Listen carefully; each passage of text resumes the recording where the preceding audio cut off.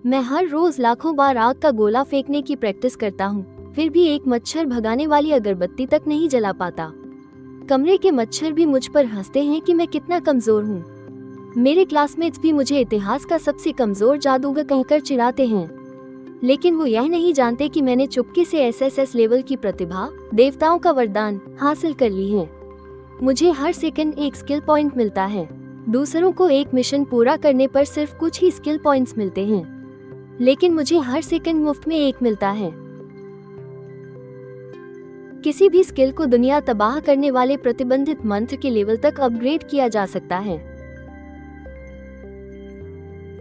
पहले awakening ceremony में school की सबसे सुंदर लड़की, जो हमेशा मुझसे पीछे रहती थी, उसने एक दुर्लभ प्रोफेशन, स्पिरिट माइंड मास्टर, को जागृत किया और उसे साइकोकिनेसिस नाम की एक हाई लेवल स्किल मिली, जबकि मैंने सबसे आम प्रोफेशन, मेज, को जागृत किया और मुझे सबसे बेसिक स्किल, फायरबॉल, मिली। जब सब मुझ पर हंस रहे थे, तभी मेरे दिमाग में अचानक एक और आवाज गूंजी, बधाई हो, आपने एसएसएस लेवल की प्रतिभा, देवताओं का वरदान, को जागृत किया है। आपको हर सेकंड एक स्किल पॉइंट मिलेगा। जैसे जैसे आपका अनुभव और ताकत बढ़ेगी, इस प्रतिभा के और भी फीचर्स धीरे धीरे अनलॉक होते जाएंगे। इस पल मैं पूरी तरह से दंग रह गया। मैंने मन ही मन में एक हिसाब लगाया। मुझे कोई भी डंजन या मिशन करने की जरूरत नहीं है, बस ऐसे ही रहकर मुझे एक दिन में 86,400 स्किल पॉइंट्स मिल सकते हैं। इसका मतलब है कि एक नई स्किल मिलने के बाद उसे टॉप टियर या यहाँ तक कि फुल टियर तक ले जाने में सिर्फ एक दिन लगेगा। उसी समय नीचे मौजूद अनगिनत लोग आपस में बातें करने लगे। इस साल का टॉपर सिर्फ एक आम प्रोफेशन वाला निकला। मुझे ऐसे जीनियस को अर्श से फर्श पर आते देखने में बड़ा मजा आता है। उसकी हालत तो देखो, लगता है ये सदमा बर्दाश्त नहीं कर पा रहा है। अब ये भी आम लोगों की भीड़ में खो जाएगा। इस समय स्कूल की ब्यूटी क्वीन जियांगिया के चेहरे पर भी थोड़ी निराशा दिखाई दी। ये सुनकर मैं चौंक गया।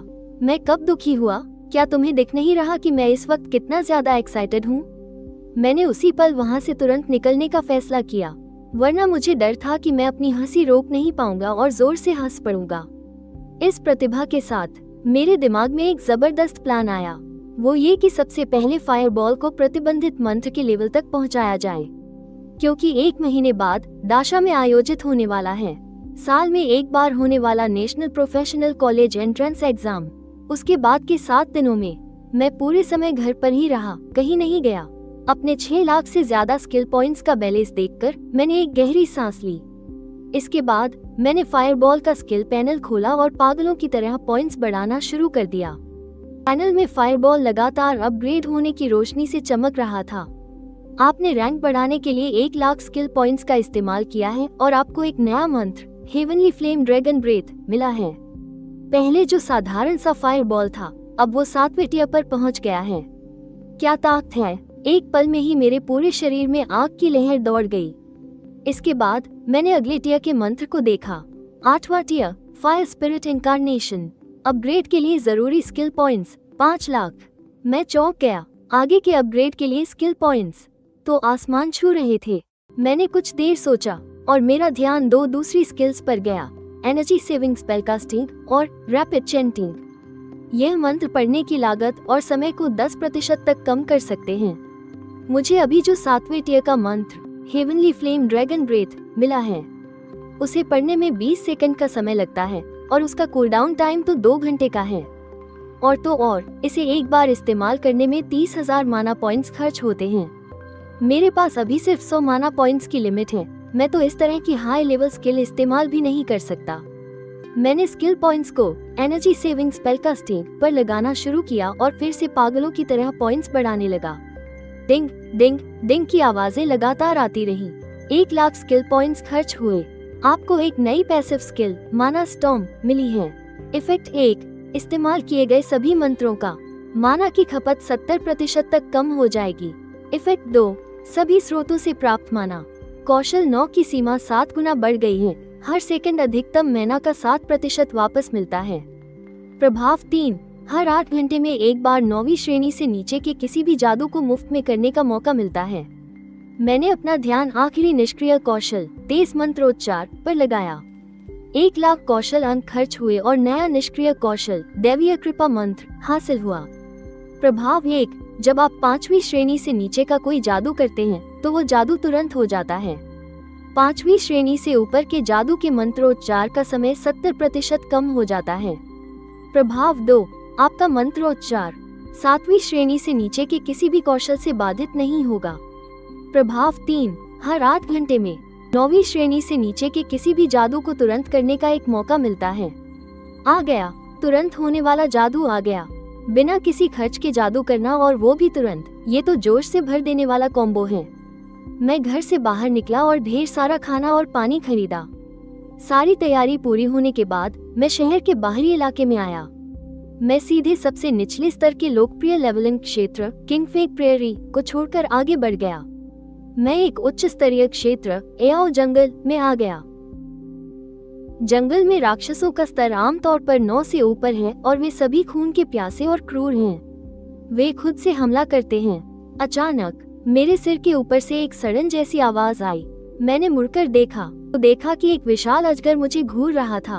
अगले ही पल उसने अपना बड़ा सा मुंह खोला और मुझ पर झपटा। मैंने मन में एक कौशल से उसे एक ही झटके में मारने की तैयारी की, लेकिन ठीक उसी नाजुक पल में मेरे पीछे से एक जानी पहचानी झुलसा देने वाली तरंग महसूस हुई। अगले ही पल एक आग का गोला अचानक उस अजगर के सिर पर आ गिरा। विशाल अजगर दर्द से कराह उठा और उसका ध्यान तुरंत हमलावर पर चला गया। वो अचानक उछला और हमले की दिशा में जोर से झपटा, लेकिन तभी एक और बड़ा आग का गोला जोरदार धमाके के साथ उस पर आ गिरा। विशाल अजगर का पूरा शरीर झुलसकर काला पड़ गया। उसके विशाल शरीर ने एक बार छटपटाया और फिर वो पूरी तरह मर गया। तब जाकर मैंने उन 2 आग के गोलों का स्रोत देखा। वो एक छात्र जैसा दिखने वाला नौजवान था, जिसके साथ भूरे रंग का चोगा पहने एक अधेड़ उम्र का जादूगर था। इस समय वो नौजवान मुझे मजाकिया अंदाज में देख रहा था। अंकल शू, मैंने अभी कैसा प्रदर्शन किया? छोटे मालिक, आपका आग का गोला एकदम सटीक था। आगे भी मेहनत से अभ्यास करते रहिए। जल्द ही आप इस एओ जंगल में अकेले ही आसानी से लेवल बढ़ा पाएंगे। लेकिन मेरी नजर में इस भूरे चोगे वाले अधेड़ जादूगर की मदद के बिना उस नौजवान को विशाल अजगर के हाथों जरूर कुछ नुकसान उठाना पड़ता। वो बिल्कुल भी वैसा नहीं कर पाता जैसा उस अधेड़ जादूगर ने कहा था, सिर्फ लेवल 3 के आग के गोले के जादू के भरोसे इस एओ जंगल में अपनी मनमानी कर पाता। तारीफ सुनकर वो नौजवान और भी इतराने लगा। मैंने अभी तुम्हारी जान बचाई, तुम मुझे धन्यवाद नहीं दोगे? मैंने हल्की सी त्योरियां चदाई। तुमने मेरा शिकार क्यों छीना? लेवल के अंतर के कारण उसने एक ही नजर में देख लिया कि मेरा लेवल सिर्फ 1 है। इस जैसा नौसिखिया इस जंगल में कैसे मरेगा, उसे पता भी नहीं चलेगा। इतना घमंडी होने की इसकी हिम्मत कैसे हुई? लेकिन उसके कुछ कहने से पहले ही उसके पास खड़े भूरे चोगे वाले जादूगर ने कहा, छोटे भाई, मैं देख रहा हूँ कि तुम्हारा लेवल ज्यादा नहीं है। ये लेवलिंग क्षेत्र बहुत खतरनाक है। तुम्हें जल्द से जल्द यहाँ से चले जाना चाहिए। ये कहकर वो उस लड़के को लेकर चला गया। हालांकि मेरा शिकार छीन लिए जाने से मैं बहुत नाराज था, लेकिन उन दोनों के नेक इरादे को देखते हुए मैंने इसे जाने दिया। जैसे जैसे मैं जंगल में और अंदर जाता गया, राक्षस भी और घने होते गए। अचानक 7-8 विशालकाय जीव पेड़ों के ऊपर से नीचे उतर आए। ज्वाला विस्फोट। पल भर में बेसिन के आकार के 1 दर्जन से ज्यादा भयानक आग के गोले उन विशालकाय जीवों पर जा गिरे। इस दुनिया की आग को काबू करने के लिए मेरा एक ख्याल ही काफी है, और मैं इन ऊंचे दर्जे के मॉन्स्टर्स को पल भर में खत्म कर सकता हूँ। अचानक घने जंगल से 2 भूरे भालू निकले। वे दहाड़ते हुए आगे बढ़े, लेकिन अगले ही पल मेरे तुरंत बनाए आग के भाले ने उन्हें भेद दिया। बधाई हो, आप लेवल 2 पर पहुंच गए हैं। आपको 10 फ्री एट्रीब्यूट पॉइंट्स मिले हैं। इसके तुरंत बाद मेरे शरीर से एक सफेद रोशनी निकली। मेरा लेवल अप हो गया। मैंने अपने 10 फ्री एट्रीब्यूट पॉइंट्स लगा दिए। मेरी मैना लिमिट फिर से 700 पॉइंट्स बढ़ गई। लेकिन जब मैंने अपने सिर्फ 20 हेल्थ पॉइंट्स को देखा, मुझे अब भी ज्यादा सुरक्षित महसूस नहीं हो रहा था। लेकिन इस सिचुएशन के लिए मेरे पास पहले से ही एक उपाय था। जैसे ही मैंने मंत्र पढ़ना शुरू किया, जमीन पर अचानक एक बड़ा सा 6 कोनों वाला जादुई घेरा बन गया। फिर लगभग 5 से 6 मीटर का एक विशाल जीव सामने आया। ये 6थे लेवल का आग वाला समनिंग स्पेल मॉल्टन फायर डीमन है। इसका असर है आग की दुनिया से। एक मॉल्टन फायर डीमन जनरल को बुलाना। लेकिन उसे बुलाते ही मेरा सारा मैना भी तुरंत खत्म हो गया। लेकिन जब मैंने मॉल्टन फायर डीमन की शक्तियां और स्किल्स देखी, ये सब इसके काबिल था। मॉल्टन फायर डीमन के पास पूरे 5 लाख हेल्थ पॉइंट्स हैं। ये हाउलिंग फॉरेस्ट के बाकी सभी मॉन्स्टर्स के लिए एक बहुत ही भयानक और एक तरफा हमला था। अब मुझे पूरी तरह से सुकून मिला और हर सेकंड 7% मैना रिकवरी के असर से मेरा अभी खाली हुआ मैना बार जल्दी ही फिर से भर गया। मैंने फिर से मंत्र पढ़ा और दूसरे मॉल्टन फायर डीमन को बुला लिया, फिर तीसरा। हालांकि अभी के लिए 3 को बुलाना ही मेरी लिमिट है। मैंने कुछ पल सोचा और उनमें से 2 मॉल्टन फायर डीमंस को एक आदेश दिया कि ये दोनों डीमन पूरे हाउलिंग फॉरेस्ट में घूमकर गश्त करें और जो भी मॉन्स्टर दिखे उसे मार डालें।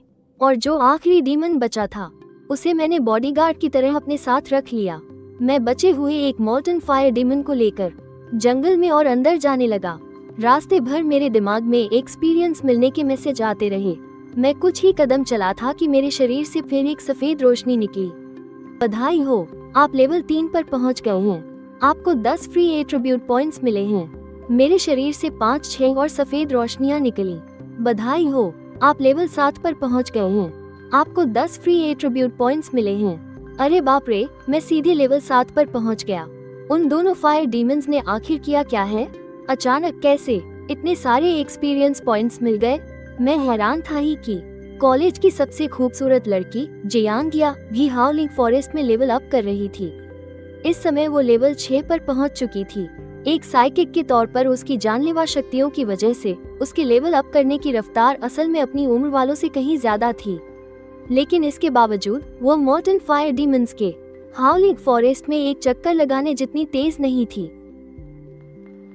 जियांगिया ने अपनी दिमागी शक्ति से एक जंगली भूरे भालू को बेहोश कर दिया और फिर उसी शक्ति से उसे काटा। काटने के बाद उसने आखिरी वार किया।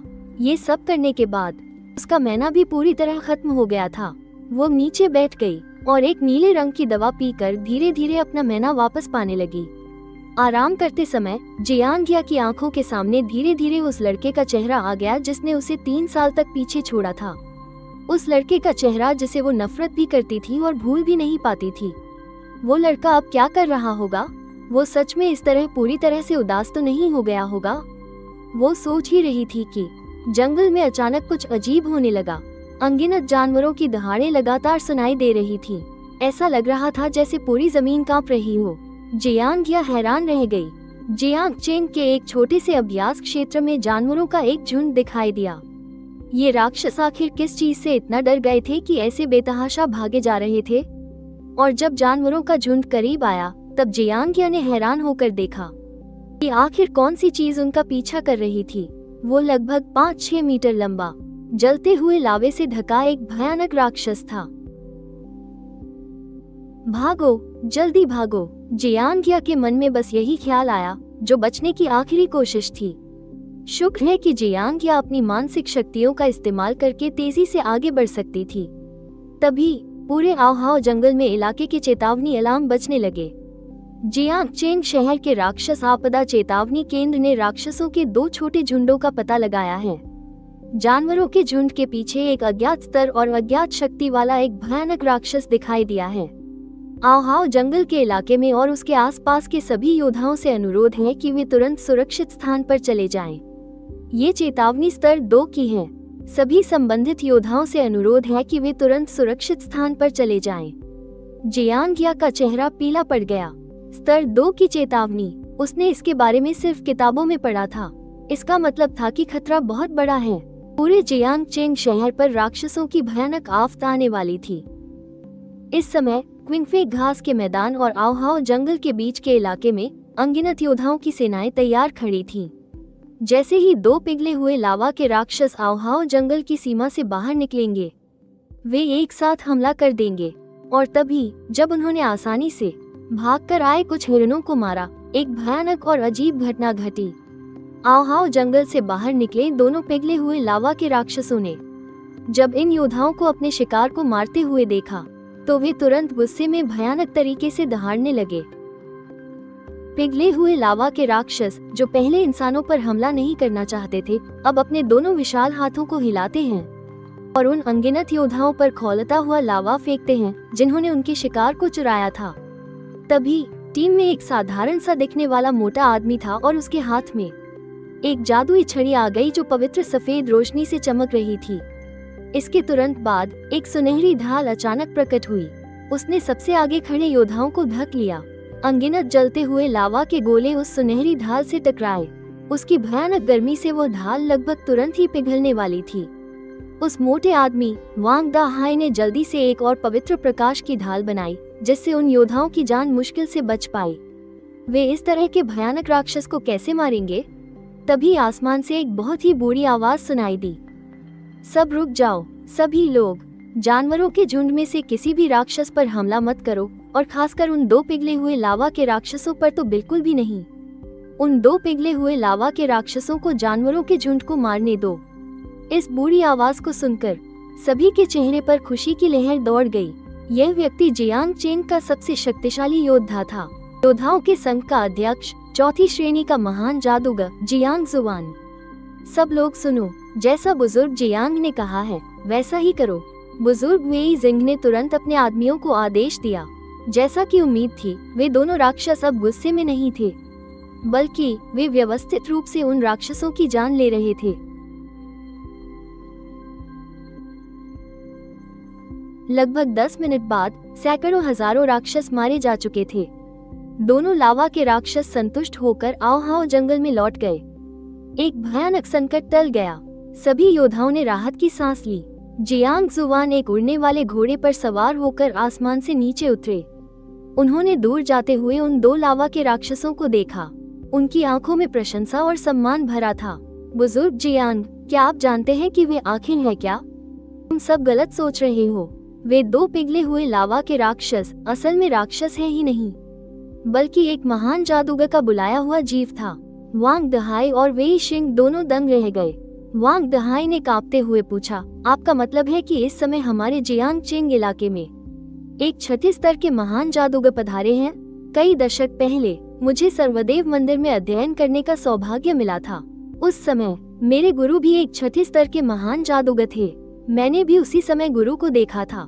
इस तरह के अग्नि राक्षस को बुलाते हुए यह एक ऐसा कौशल है जिसे हर जादूगर अपनी जिंदगी में सीखना चाहता है। अफसोस, मुझे शायद कभी मौका नहीं मिलेगा। जियांग शुआन के चेहरे पर अफसोस का भाव था। उसने मन ही मन फैसला कर लिया, बाद में किसी भी तरह इस महान किया बेई से मिलना होगा। अगर खुशकिस्मती से इन किया बेई से थोड़ा मार्गदर्शन मिल गया तो ये बहुत बड़ा सम्मान होगा।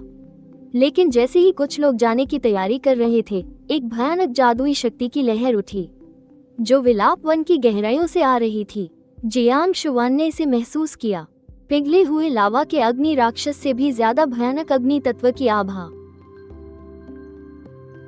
अरे बाप रे, तुम लोग जल्दी देखो, वो एक ड्रैगन है ना? इस समय आसमान में एक विशालकाय ड्रैगन था जिसके पंख कई सौ मीटर तक फैले थे। वो अपना दबदबा फैला रहा था। ड्रैगन का पूरा शरीर सबसे शुद्ध अग्नि तत्वों से बना था। वो विशाल और पवित्र दिख रहा था। जियांग शुआन को लगा जैसे उसके दिमाग में एक धमाका हुआ हो और सब कुछ पल भर के लिए खाली हो गया।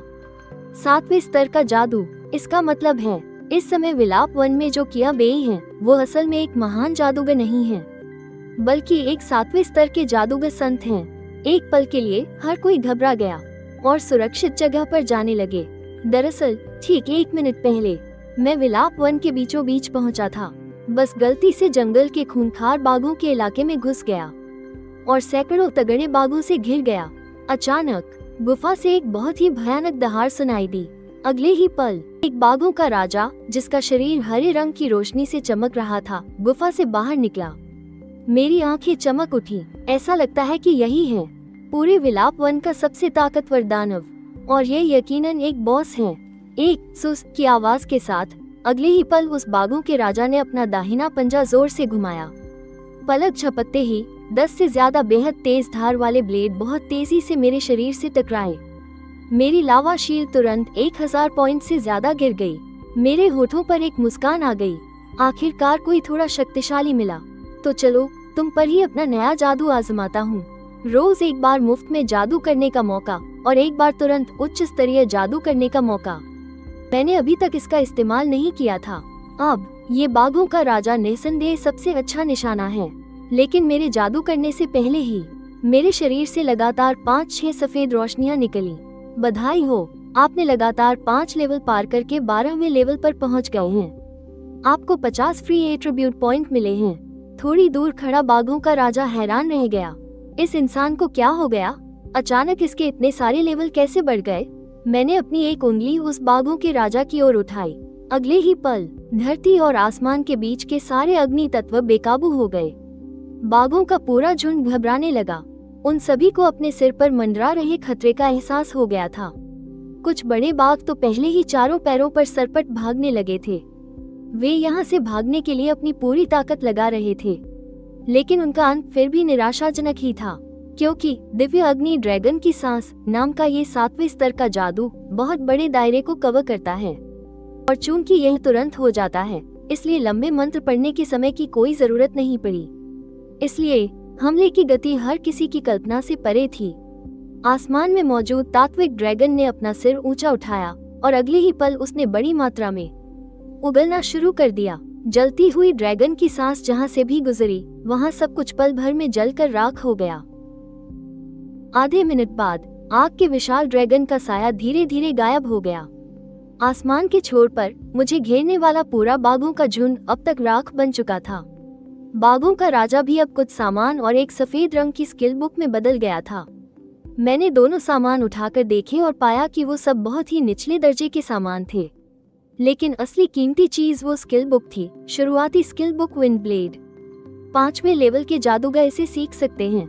मेरी आंखें चमक उठी। मैंने सीधे इस स्किल बुक का इस्तेमाल किया। बधाई हो, आपको एक नई स्किल मिली है। विंड ब्लेड दूर के दुश्मनों पर हमला करने के लिए हवा का एक फाल बुला सकता है। ये स्किल सभी जादूगरों की विंड टाइप स्किल्स का आधार है।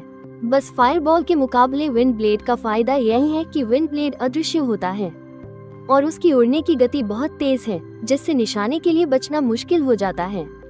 लेकिन इसके मुकाबले विंड ब्लेड का नुकसान फायरबॉल से लगभग आधा ही है।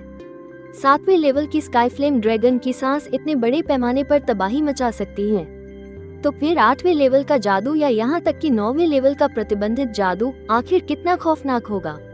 सिर्फ सोचने से ही पूरे जिस्म में जोश भर जाता है और अनजाने में ही मेरा लेवल 30 हो गया। लेवल 30 पर मैं दूसरी क्लास एडवांसमेंट मिशन को लेने के लिए जियांग चेन के क्लास चेंज सैंक्चुअरी जा सकता हूँ, क्योंकि अगर दूसरा जॉब खोलने के लिए क्लास एडवांसमेंट मिशन पूरा नहीं किया तो आगे लेवल बढ़ाना नामुमकिन है। तो अब यहाँ रुकने का कोई मतलब नहीं था। जैसे ही मैं वहाँ से टेलीपोर्ट होने के लिए स्क्रॉल को तोड़ने वाला था, अचानक दूर से आती एक हरी रोशनी ने मेरा ध्यान खींचा। मैंने अपना हाथ उठाया, जिसे अभी अभी डिसमिस किया गया था। आग के प्लेन में लौटा मोल्टेन फायर डीमन फिर से प्रकट हुआ।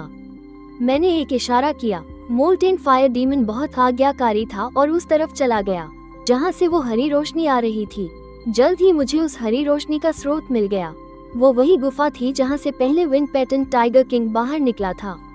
मैं अंदर गहराई तक चला गया और आखिरकार उस हरी रोशनी के स्रोत को देख ही लिया। वो गुफा की चारों दीवारों पर बाहर की तरफ उग रहे अनगिनत हरे रंग के क्रिस्टल थे। इन क्रिस्टलों में अत्यंत शुद्ध हवा तत्व की शक्ति थी। मेरा दिल खुशी से झूम उठा। मैंने सोचा नहीं था कि उस स्किल बुक के अलावा कुछ और अच्छा भी मिलेगा। इन चीजों को अगर ट्रेडिंग हाउस में बेचा जाए तो शायद अच्छी कीमत मिल सकती है। मैंने मोल्टेन फायर डीमन को आदेश दिया कि वो गुफा के फर्श से हरे रंग के क्रिस्टल निकालना शुरू कर दे। थोड़ी ही देर में हरे रंग के क्रिस्टलों का वो बड़ा सा गुच्छा कुछ चट्टानों के साथ खोद कर निकाल लिया गया। फिर मैंने उसे अपनी पर्सनल स्पेस में डाल लिया और उसके बाद शहर वापसी का स्क्रॉल तोड़ दिया। जब मैंने अपनी आंखें दोबारा खोली तो पाया कि मैं जियांग चेन के टेलीपोर्टेशन हॉल में वापस आ चुका था। घर लौटने के बाद मैंने पैनल खोला और देखा कि मेरे स्किल पॉइंट का बैलेंस 40 से 50,000 और बढ़ गया था। बहुत अच्छा हुआ, आज मुझे एक नई विंड टाइप स्किल मिली है। एक दिन और AF के रहने से यह 7वें लेवल तक पहुंच जाएगी। अगले दिन सुबह सुबह मैं बाजार गया और हरे सोने की खान को 1,20,000 में बेच दिया। आहा, पता चला है कि आपके पास जो मुद्रा है वो पहली बार 1 लाख से ज्यादा हुई है। आपका SSS रैंक टैलेंट देवताओं का उपहार ने एक नया फीचर अनलॉक किया है। नया फीचर? मैंने झट से अपना टैलेंट इंटरफेस खोला। नया फीचर? अब आप 10,000 दाशिया मुद्रा खर्च करके एक बार के लिए 24 घंटे का AF के स्किल पॉइंट रिवॉर्ड खरीद सकते हैं। 10,000 दाशिया मुद्रा। वर्तमान में हर बार AF के स्किल पॉइंट रिवॉर्ड खरीदने के बाद अगली खरीद के लिए जरूरी मुद्रा की मात्रा बढ़ जाएगी। अभी एक बार खरीदने के लिए जरूरी मुद्रा 10,000 दाशिया मुद्रा है। बाप रे, ये तो एक तरह से पे टू विन फीचर जैसा हो गया। मैं सीधे पैसे खर्च करके स्किल पॉइंट्स खरीद सकता था, इसलिए मैंने जरा भी संकोच नहीं किया। अपग्रेड सफल हुआ। मैंने सीधे ये सारे पैसे खर्च करने का फैसला किया और अपना टैलेंट इंटरफेस खोला। अगले लेवल के अपग्रेड के लिए चाहिए 50 चांदी के सिक्के। मैंने आइडल रिवॉर्ड्स खरीदने के लिए पैसे खर्च करने का विकल्प चुना। ठीक, आपको देवताओं का उपहार टैलेंट से 24 घंटे का आइडल रिवॉर्ड मिला है, 86,400 स्किल पॉइंट्स। और उसी समय मेरी जेब में रखा फोन भी वाइब्रेट हुआ। नोटिफिकेशन आया कि कार्ड से 10,000 ग्रेट शिया करेंसी कट गई है। मैं क्लिक करता रहा। मुझे नहीं पता मैंने कितनी बार क्लिक किया। जब तक अपर्याप्त बैलेंस का मैसेज नहीं आया तब तक मैं नहीं रुका। मैंने रिकॉर्ड्स चेक किए। आखिरी खरीदारी सीधे 40,000 से ज्यादा ग्रेट शिया करेंसी खर्च हो गई थी। मुझे अचानक दिल में तेज दर्द महसूस हुआ। सब वापस आ गया। वो जानी पहचानी गरीबी वाली जिंदगी वापस आ गई। मैंने अपना पर्सनल पैनल खोला। शुक्र है स्किल पॉइंट बैलेंस वाले कॉलम ने मुझे बहुत बड़ी तसल्ली दी। वर्तमान में उपलब्ध स्किल पॉइंट्स 42,58,217।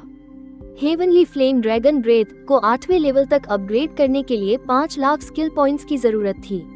जाहिर है अभी मेरे पास उतने नहीं थे, इसलिए मैंने हवा वाली स्किल विंड ब्लेड सीखना शुरू कर दिया।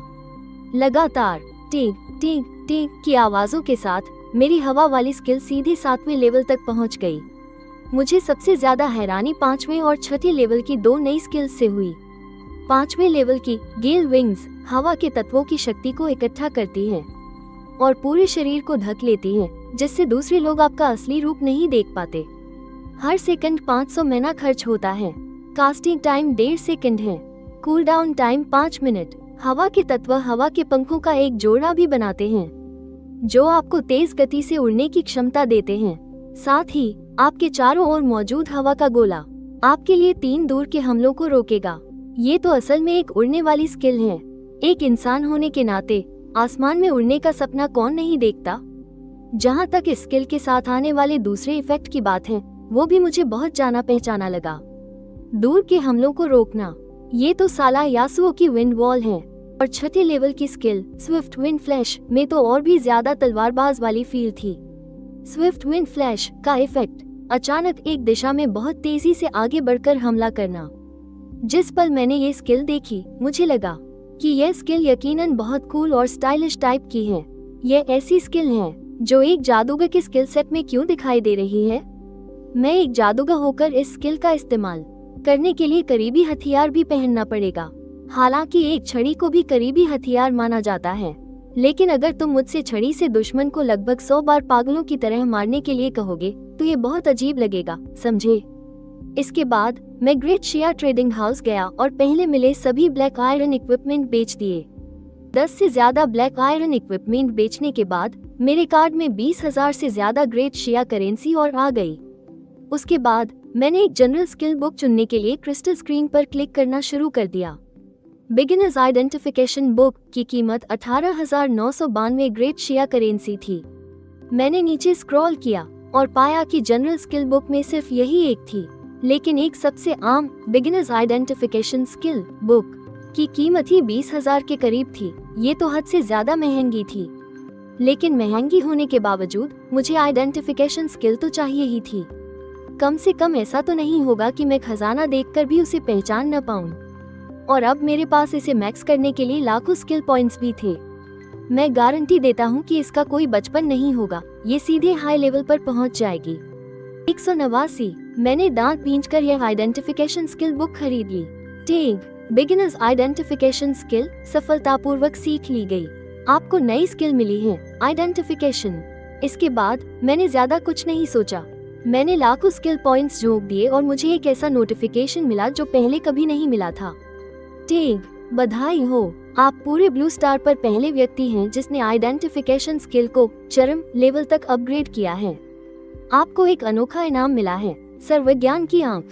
अरे तेरी, अच्छा ऐसा भी होता है।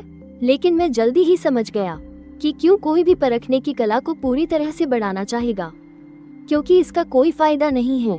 आखिरकार कोई भी अपने कीमती स्किल पॉइंट्स का इस्तेमाल नहीं करना चाहेगा अपने प्रोफेशनल स्किल्स बढ़ाने के बजाय एक परखने की कला पर। ये बात समझकर मैंने जल्दी से अपने स्किल्स खोले। ऑल प्रोफेशन आई का असर। जब आप किसी लक्ष्य को 3 सेकंड से ज्यादा समय तक घूरते हैं तो आपके और लक्ष्य के लेवल का अंतर नजरअंदाज हो जाता है और लक्ष्य के सभी नकली, छिपे हुए और गुप्त प्रभाव भी नजरअंदाज हो जाते हैं। आपको उस लक्ष्य की सारी जानकारी मिल जाती है। जब आप जिस लक्ष्य को घूर रहे हैं वो कोई आध्यात्मिक वस्तु हो या कोई ऐसा उपकरण हो जिसकी अभी तक सफलतापूर्वक पहचान नहीं हुई है, तो सफलतापूर्वक परखने के बाद मैं इस स्किल की ताकत देखकर थोड़ा हैरान था। यह मेरी कल्पना से भी परे था। मैंने अपनी नजर पास से गुजर रही एक प्रोफेशनल पर टिका दी। 3 सेकंड के बाद उस व्यक्ति की सारी जानकारी, उसकी स्थिति और यहाँ तक कि उसकी कमजोरियां भी मेरे सामने पूरी तरह से उजागर हो गईं। मैंने अपने उत्साहित मन को शांत किया और क्लास बदलने का मिशन लेने चला गया। दरवाजे से अंदर जाते ही एक लड़की मेरे पास आई और उत्साह से बोली, नमस्ते प्रोफेशनल, मैं आपकी क्या मदद कर सकती हूँ? मुझे दूसरी क्लास बदलने का मिशन लेना है। चश्मे वाली लड़की ने मुस्कुराते हुए कहा, तो कृपया अपना प्रोफेशनल आईडी कार्ड दिखाइए। मैं थोड़ी मुश्किल में पड़ गया। मैंने अभी अभी अपनी क्लास बदली है। मेरे पास अभी तक ऑफिशियल प्रोफेशनल का सर्टिफिकेट नहीं है। क्या स्टूडेंट आईडी चलेगी? चश्मे वाली लड़की थोड़ी हैरान हुई। आपका मतलब है कि आप 1 हफ्ते पहले अभी अभी सफलतापूर्वक क्लास बदलने वाले एक नए साधारण प्रोफेशनल हैं? मैंने सिर हिलाया। चश्मे वाली लड़की के दिल में और भी ज्यादा हैरानी हुई। उसने कभी नहीं देखा था कि कोई सिर्फ 1 हफ्ते के अंदर दूसरी क्लास बदलने की जरूरतों को पूरा कर ले। जल्दी ही चश्मे वाली लड़की ने सारी प्रक्रिया पूरी कर दी और फिर मुझे क्लास बदलने की पवित्र जगह के एक कमरे में ले गई। कमरे में घुसते ही मैंने हवा में तैरता हुआ एक नीला आध्यात्मिक क्रिस्टल पत्थर देखा। क्रिस्टल को छूते ही मुझे सिस्टम से एक सूचना मिली। डिंग, आपको एक एस ग्रेड का क्लास बदलने का मिशन मिला है। नेक्रो नाइट को मरना होगा। मिशन की जरूरत, कृपया 3 से कम लोगों की टीम के साथ 60वें लेवल के वर्ल्ड बॉस नेक्रो नाइट रिवेंडेयर को मारें और मिशन की चीज किंग्स हॉट हासिल करें। मैं एक पल के लिए चौंक गया। एस ग्रेड की मुश्किल, बस ये 60वें लेवल का बॉस? ये लेवल तो मेरे बुलाए हुए मोल्टेन फायर डीमन से भी कम है। भले ही वो एक बॉस है, एक स्काई फ्लेम ड्रैगन ब्रीड से तो उसे मर ही जाना चाहिए, है ना? इस मिशन में तो 3 लोगों की टीम की भी इजाजत है। ये तो बहुत ज्यादा मेहरबानी है। सच में मैं तो रो ही दूंगा। मिशन लेने के बाद मैं क्लास बदलने की पवित्र जगह से बाहर निकला और सीधे टेलीपोर्टेशन हॉल की ओर चल दिया। जैसे ही जादुई निशान चमके, अगले ही पल मैं कैंगलान शहर के टेलीपोर्टेशन हॉल में पहुंच गया। उस चश्मे वाली लड़की ने मुझे पहले बताया था साइलेंट डेथ की जमीन की जगह के बारे में। कैंगलान शहर के दक्षिणी उपनगर में गेल के पंख एक 5वें स्तर का हवा वाला जादू है। हवा वाले जादू को करने में बहुत कम समय लगता है, लेकिन डिवाइन ग्रेस चैंट के आशीर्वाद से 5वें स्तर के जादू में तुरंत कर सकता हूँ। इसलिए मैंने कोई संकोच नहीं किया। मैंने तुरंत गेल के पंख का इस्तेमाल किया। अगले ही पल मेरे पीछे हवा के पंखों की एक जोड़ी दिखाई दी। एक पल में मेरा पूरा शरीर पन्ने जैसी हरी रोशनी की एक धारा में बदल गया और सीधे साइलेंट डेथ की जमीन की ओर बढ़ गया। उसी समय साइलेंट डेथ की जमीन पर बड़ी संख्या में प्रोफेशनल बीच के इलाके की ओर बढ़ रहे थे। वहीं पर नेक्रो नाइट, इस दुनिया का बॉस, फिर से पैदा होता है। अलग अलग गिल्ड के पेशेवर खिलाड़ियों ने कहा, थंडर गिल्ड ने इस जगह को घेर लिया है। फालतू लोग यहाँ से दूर रहें। उन्होंने मिलकर अकेले खिलाड़ियों को वर्ल्ड बॉस के पास आने से रोक दिया। क्या ये जगह तुम्हारे बाप की है? हाँ, तो फिर हमें अंदर क्यों नहीं जाने दे रहे? रोकने वाले गिल्ड के सदस्य ने एक ठंडी मुस्कान के साथ कहा, हाँ सही कहा, ये जगह थंडर गिल्ड की ही है। हिम्मत है तो घुसकर दिखाओ। इस तरह के घमंडी और बेतुके बर्ताव के सामने अनगिनत खिलाड़ी गुस्से में तो थे पर कुछ कह नहीं पा रहे थे। अभी नेक्रो नाइट के फिर से पैदा होने का खास समय था। दोनों गिल्ड जाहिर तौर पर सारा एक्सपीरियंस और लूट आपस में बराबर बांटना चाहते थे। अचानक एक के बाद एक मौत की गहरी आहट देने वाला काला प्लेग इस पूरी खामोश जमीन पर फैलने लगा। वे अपने गिल्ड चैनल पर थे। कुछ तो गड़बड़ है, बॉस मदद के लिए बुला रहे हैं, हमें जल्दी वहां चलना चाहिए। लेकिन जब सब वहां पहुंचे तो वहां का नजारा देखकर सब हैरान रह गए। अनगिनत लाशें प्लेग के काले पानी से भरी जमीन पर पड़ी थीं। उनके हथियार टूटे हुए थे, चेहरे पर दर्द था और वे आंखें खुली रखकर मरे थे। उस लाशों के ढेर में उन्होंने अपने गिल्ड लीडर को भी देखा। ये देखकर तो उन्हें और भी यकीन नहीं हुआ, वो तो बस एक लेवल 60 का वर्ल्ड बॉस था। वे उसे दर्जनों बार मार चुके थे। ऐसा कैसे हो सकता था? पूरी टीम का सफाया हो गया, इससे पहले कि वे कुछ और सोचते। अगले ही पल उन्होंने इस तबाही के असली गुनहगार को देखा। नेक्रो नाइट रिवेंडेयर। उसका शरीर सामान्य से 10 गुना बड़ा हो गया था। भागो, लगता है उसका रूप बदल गया है। अफवाहों के अनुसार वर्ल्ड बॉस और डंजन बॉस दोनों के ही अतल की शक्ति से प्रभावित होने की बहुत कम संभावना होती है और वे एक बदले हुए रूप में आ जाते हैं। इस हालत में उस बॉस का लेवल और उसकी शक्तियां बहुत ही भयानक रूप से बढ़ जाती हैं। इससे पहले कि बाकी लोग दूर भाग पाते, नेक्रो नाइट रिवेंडेयर ने अपने जंगी घोड़े की लगाम खींची। अगले ही पल मरे हुओं के जादू की लहरें फैलीं और अनगिनत लोगों के पैरों के नीचे की सूखी मिट्टी पल भर में प्लेग के अंतहीन काले पानी में डूब गई। उस काले पानी में जैसे अनगिनत मरे हुए लोग अपने हड्डियों वाले हाथ निकालकर भागने की कोशिश कर रहे सभी खिलाड़ियों के टखने पकड़ रहे हों। और जैसे ही काला पानी फैला, एक ऐसा नजारा सामने आया जिसे देखकर उनके और भी रोंगटे खड़े हो गए। जो लाशें पहले जमीन पर इधर उधर बिखरी पड़ी थी, अब उनके शरीरों में मरे हुओं की शक्ति भर दी गई थी। वे फिर से खड़े हो गए और अपनी टूटी फूटी तलवारें उठा लीं। वे मुंह से जाने पहचाने जादुई मंत्र बोल रहे थे, लेकिन इस बार वे नेक्रो नाइट के लिए लड़ रहे थे। ठीक जब सभी लोग निराश हो चुके थे, तभी अचानक उन्हें अपने कानों में एक ड्रैगन की बहुत ही तेज और साफ दहाड़ सुनाई दी। अगले ही पल एक नारंगी पीली तेज रोशनी ने काले कोहरे को पूरी तरह से चीर दिया। आसमान में बेहिसाब गर्मी छोड़ने वाला एक भयानक विशाल ड्रैगन दिखाई दिया। उसके मुंह से निकली आग की बौछार झरने की तरह नीचे बरस रही थी। नेक्रो नाइट ने अपना सिर उठाया। उसकी भूतिया आग जैसी आंखों की पुतलियों में आसमान में मौजूद एक इंसान की परछाई दिखाई दी। वो प्लेग का काला पानी जो सभी खिलाड़ियों के टिकनों से लिपटा हुआ था, ड्रैगन की झुलसा देने वाली आग की गर्मी से पलक झपकते ही काले धुएं में बदलकर उड़ गया। आसमान में बहुत ऊपर मैंने चैन की सांस ली। शुक्र है मैं समय पर पहुंच गया। जिस पल मैंने नेक्रो नाइट को देखा, मैंने एक पल के लिए भी नहीं सोचा। सीधे एक स्काई फ्लेम ड्रैगन ब्रीथ नीचे आ गिरी। ड्रैगन ब्रीथ के बाद मैंने अपनी आंखें सिकोड़ी। वो मरा नहीं था, यहाँ तक कि उसकी हेल्थ भी ज्यादा कम नहीं हुई। इस बॉस में कुछ तो बात है। हालांकि मैंने पहले सोचा था कि एक स्काई फ्लेम ड्रैगन ब्रीथ शायद इस डेथ नाइट को मार न पाए, लेकिन कम से कम उसकी आधी हेल्थ तो जानी चाहिए थी ना। अब ऐसा लगता है कि शायद कुछ और स्काई फ्लेम ड्रैगन ब्रीथ से भी काम नहीं बनेगा।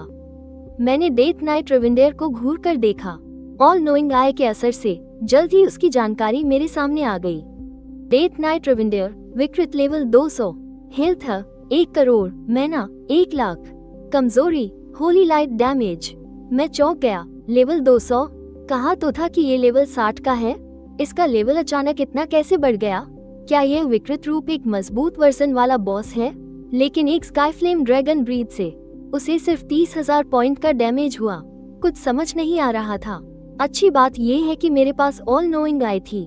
मुझे जल्द ही डेथ नाइट की स्किल्स में सुराग मिल गया। समस्या इमोर्टल बॉडी नाम की इस पैसिव स्किल में थी। इसका असर होली टाइप के अलावा मिलने वाले सभी डैमेज को 50% तक कम कर देता है और एक बार में ज्यादा से ज्यादा 9,999 पॉइंट का डैमेज ही ले सकता है। साथ ही हर सेकंड 5,000 हेल्थ पॉइंट रिकवर करता है। ये पैसिव स्किल तो कुछ ज्यादा ही कमाल की है। तभी तो एक स्काई फ्लेम ड्रैगन ब्रीथ पड़ने पर उसकी बस इतनी सी हेल्थ कम हुई। अच्छा हुआ मैंने कल ही अपने विंड टाइप मैजिक को अपग्रेड कर लिया था, वरना आज इस चीज से निपटने का मेरे पास कोई तरीका नहीं होता। असल में पहले मुझे विंड मैजिक कुछ खास पसंद नहीं था क्योंकि वो बहुत कमजोर लगता था, लेकिन अब बात कुछ और है। इस तरह के दुश्मन के सामने जो एक बार में ज्यादा डैमेज झेल सकता है, विंड टाइप के मल्टी हिट अटैक बहुत कीमती हो जाते हैं। इस समय मैं मन ही मन मंत्र पढ़ रहा था। 7वें स्तर का विंड स्पेल प्रचंड सहस्र लहर प्रहार का जाप कर रहा था। हालांकि मेरे पास अभी भी 2 इंस्टेंट कास्ट के मौके हैं, लेकिन मैं आजमाना चाहता था कि अगर मैं 7वें स्तर के स्पेल का पूरा जाप करूं, तो इसमें आखिर कितना वक्त लगता है। उसी पल आसमान में एक भयानक नजारा दिखाई दिया। मेरे इस काम ने शायद डेथ नाइट को पूरी तरह से गुस्सा दिला दिया था। उसने अचानक अपने हाथ में पकड़ी काली तलवार उठाई और सीधा आसमान की तरफ इशारा किया। उसके गले से एक बहुत ही डरावनी धीमी गुर्राहट निकली। उसी पल प्लेग का काला पानी एक लहर की तरह वापस उमड़ पड़ा। हजारों लाखों मरे हुए जीव डेथ नाइट के बुलाने पर इंसानों की दुनिया में लौट आए। डेथ नाइट ने अपने हाथ में पकड़ी विशाल तलवार जोर से घुमाई। एक भयानक नेक्रो स्वॉर्ड स्लैश सीधा आसमान की ओर उड़ गया। यह उसकी एक सिग्नेचर स्किल है, नेक्रो स्काई पियर्सिंग स्लैश। उस स्लैश की ताकत बहुत भयानक थी। मैं हवा के फटने की गहरी भिनभिनाहट भी सुन सकता था, लेकिन मैं जरा भी नहीं घबराया, क्योंकि मेरा जाप पूरा हो चुका था। डिवाइन ग्रेस फ्लो के पैसिव असर की वजह से 7वें स्तर के इस स्पेल को पूरा करने में मुझे 10 सेकंड से भी कम का वक्त लगा। अगले ही पल आसमान से हवा का एक जबरदस्त बवंडर नीचे गिरा। नेक्रो स्काई पियर्सिंग स्लैश पलक झपकते ही हवा के उस बवंडर में डूब गया। इसके ठीक बाद मैंने अपनी उंगलियों से 2 बार और टैप किया। उस भयानक तूफान की ताकत जबरदस्ती 2 गुना से भी ज्यादा बढ़ा दी गई। इस पल अनगिनत प्लेयर्स हैरान थे। वो टॉप प्लेयर बस हाथ हिलाकर ही एक के बाद एक 3 अटैक कर सकता है। आखिर वो कितना ताकतवर है। आसमान में ऊंचाई पर मैंने पूरे दिन से बचाकर रखे अपने तीनों इंस्टेंट कास्ट के मौके इस्तेमाल कर लिए, क्योंकि मुझे डर था कि 7वें स्तर का एक प्रचंड सहस्र लहर प्रहार इस 200 लेवल के बॉस को नहीं मार पाएगा। 7वें स्तर के 3 स्पेल एक साथ नीचे आ गिरे।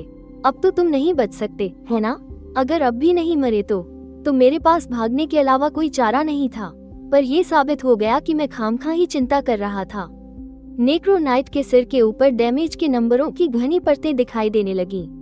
ये डैमेज नंबर बड़े नहीं थे, असल में बस 1-2 हजार के आसपास थे।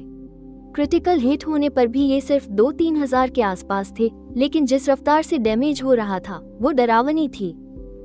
सिर्फ पहली ही लहर के हमले के बाद नेक्रो नाइट की हेल्थ बार 1/3 से भी कम बची थी, लेकिन अगली 2 लहरों के हमलों ने उसे ठीक होने का बिल्कुल भी समय नहीं दिया। इस बार नेक्रो नाइट की हेल्थ पलक झपकते ही खत्म हो गई और वो मारा गया। बधाई हो, आपने altered world boss necro knight रिवनिडल को मार दिया है। आपको 22 लाख एक्सपीरियंस पॉइंट्स मिले हैं और अपने से ऊंचे लेवल वाले को मारने पर 15 लाख पॉइंट्स का एक्स्ट्रा इनाम मिला है। आपको 2000 bound skill points, 20 tradable skill points और 5 स्क्रॉल मिले हैं। बधाई हो, आपको एक स्पेशल मिशन आइटम किंग सहॉट मिला है। आपका क्लास चेंज मिशन पूरा हो गया है। इसे जमा करने के लिए कृपया क्लास चेंज सेंचुरी में वापस जाएं। मैं धीरे धीरे आसमान से नीचे उतरा, उस जगह पर जहां पहले नेक्रो नाइट और उसका घोड़ा खड़े थे। वहां मुझे सोने की तरह चमकते ढेर सारे हथियार मिले, और तो और उनमें से एक चीज तो प्लेटिनम गोल्ड की तरह चमक रही थी। इसके अलावा मैंने जमीन पर 2 स्किल बुक्स भी पड़ी देखी। मैंने एक ही बार में जमीन पर पड़ा सारा खजाना उठा लिया। उसके बाद मेरे स्विफ्ट विंग्स फिर से दिखाई दिए। मेरा साया जल्द ही गायब हो गया। उसके बाद मैं फिर से क्लास चेंज सेंचुरी में आया। मैं मिशन जमा करने आया हूँ। चश्मे वाली लड़की तो हैरान ही रह गई। हम तो शायद 1.5 घंटे पहले ही मिले थे, है ना? तुमने इतनी जल्दी कैसे कर लिया? जल्द ही चश्मे वाली लड़की मुझे उस कमरे में ले गई जहाँ क्लास चेंज स्पिरिट क्रिस्टल रखा हुआ था। मैं स्पिरिट क्रिस्टल के पास गया और उसे दोनों हाथों से छुआ। बधाई हो, आपका क्लास चेंज सफल हुआ। अब आप एक इंटरमीडिएट मेज बन गए हैं। आपको नई स्किल्स मिली हैं, आइस ब्लेड और माना शील्ड। कमाल है, मेरी किस्मत अभी भी इतनी खराब है। फायर और आइस ये पूरे ब्लू स्टार के मेज प्रोफेशन में सबसे आम स्पेशलाइजेशन है, लेकिन मुझे इनसे कोई शिकायत नहीं है। आइस एरो और माना शील्ड ये दोनों स्किल्स, क्योंकि मेरे हाथों में कोई भी स्किल बहुत ज्यादा कीमती बन जाती है। क्लास चेंज सफल होने के बाद मैंने अपना पर्सनल पैनल खोला और लेवल अप से मिले सारे एट्रिब्यूट पॉइंट्स मैंने स्पिरिट एट्रिब्यूट में लगा दिए। टियर 7 के जादू में बहुत माना खर्च होता है, तो फिर टियर 8 या यहाँ तक कि फॉरबिडन मैजिक का तो कहना ही क्या। मैं बिल्कुल नहीं चाहता कि माना स्टॉर्म का फ्री कास्टिंग इफेक्ट खत्म होने के बाद मैं एक ऐसा बेकार मेज बन जाऊं जिसके पास जादू करने के लिए माना ही न हो। पॉइंट्स लगाने के बाद मैं एक साथ 9 लेवल ऊपर चला गया जिसमें ऑल्टर्ड नेक्रोनाइट से मिला भारी भरकम एक्सपीरियंस भी शामिल था, और साथ ही बड़ी तादाद में अनडेड सोल्जर्स को तुरंत मारने से मिला एक्सपीरियंस भी। लेवल की लिमिट हटने के बाद ये एक्सपीरियंस बर्बाद नहीं हुआ। मेरा टोटल माना अब सीधे बढ़कर लगभग 40,000 पॉइंट्स हो गया है। अब अगर मैं माना स्टॉर्म के फ्री कास्टिंग पर निर्भर न भी रहूं, तो भी अपने माना से 3-4 बार टियर 7 के जादू कर सकता हूं। मैंने जोश में आकर अपनी मुट्ठियां भींच ली। अब जो नेशनल प्रोफेशनल्स का एंट्रेंस एग्जाम होने वाला है, मैं देखना चाहता हूं कि कौन सा स्कूल मुझे लेने के काबिल है। उसके बाद मैं अपने कमरे में लौट आया। मैंने अपने पर्सनल स्पेस से सारा सामान बाहर निकाला। सबसे पहले तो 10-12 इक्विपमेंट्स थे, जिनमें से 8-9 सिल्वर ग्रेड के थे और 3 गोल्ड ग्रेड के, और आखिरी वाला प्लेटिनम ग्रेड का था। ये वही था जो पहले नेक्रोनाइट के हाथ में था, वो काले रंग की बड़ी सी तलवार। इसे सिर्फ वॉरियर और नाइट क्लास वाले ही इस्तेमाल कर सकते हैं। इस बड़ी तलवार का एक स्पेशल इफेक्ट है, प्लेग करप्शन। स्पेशल इफेक्ट्स वाले हथियारों की कीमत कभी कम नहीं होती, पर मैं इन्हें बेच नहीं सकता क्योंकि ग्रेट शिया में सभी पेशेवरों के उपकरणों पर बहुत सख्त नियंत्रण है। खुशकिस्मती से अधिकारियों ने एक खास रिसाइकलिंग चैनल खोला हुआ है। ग्रेट शिया के अधिकारी अच्छे से बनाए गए उपकरणों को ऊंची कीमत पर खरीद लेंगे, पर मैं अभी अधिकारियों को यह नहीं समझा सकता कि ये उपकरण आए कहां से हैं। इसलिए मैं अभी के लिए इन उपकरणों को सिर्फ अपने पर्सनल स्पेस में रख सकता हूं, और बाद में जब मैं काफी ताकतवर हो जाऊंगा तब इन्हें बेचूंगा। फिर मैंने 2 स्किल स्क्रॉल निकाले। यही सबसे कीमती खजाना है। पहला ब्लास्टिंग स्वॉर्ड है, जो अटैक डिफेंस टाइप का है। स्किल बुक्स की कीमत यकीनन सस्ती नहीं होती।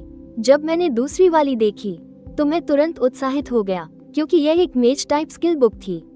स्केलेटन सोल्जर को बुलाना, और यह एक नेक्रोमेंसी स्किल बुक है। नेक्रोमेंसी स्किल्स सभी मेज स्पेशलाइजेशन में बेहद दुर्लभ मानी जाती हैं। मैंने तुरंत इसे इस्तेमाल करने का फैसला किया, लेकिन एक ठंडी आवाज में प्रॉम्प्ट आया, सीखना नाकाम रहा। आपका प्रोफेशन इस स्किल के असली प्रोफेशन से मेल नहीं खाता। अगर आप इसे सीखना चाहते हैं तो आपको एक अतिरिक्त चीज, ब्रेकथ्रू मैजिक क्रिस्टल का इस्तेमाल करना होगा। ये ब्रेकथ्रू मैजिक क्रिस्टल आखिर है क्या भला? मैंने कितना भी सोचा, पर मुझे इसके बारे में कोई जानकारी नहीं मिली। पर मुझे कोई जल्दी नहीं है। अगर मैं अभी नेक्रोमेंसी स्किल सीख भी लूं, तो इसे हाई लेवल तक पहुंचाने के लिए मेरे पास अभी भी पर्याप्त स्किल पॉइंट्स नहीं हैं। इसके बाद मैं जियांग चेन के ट्रेजर पैविलियन गया।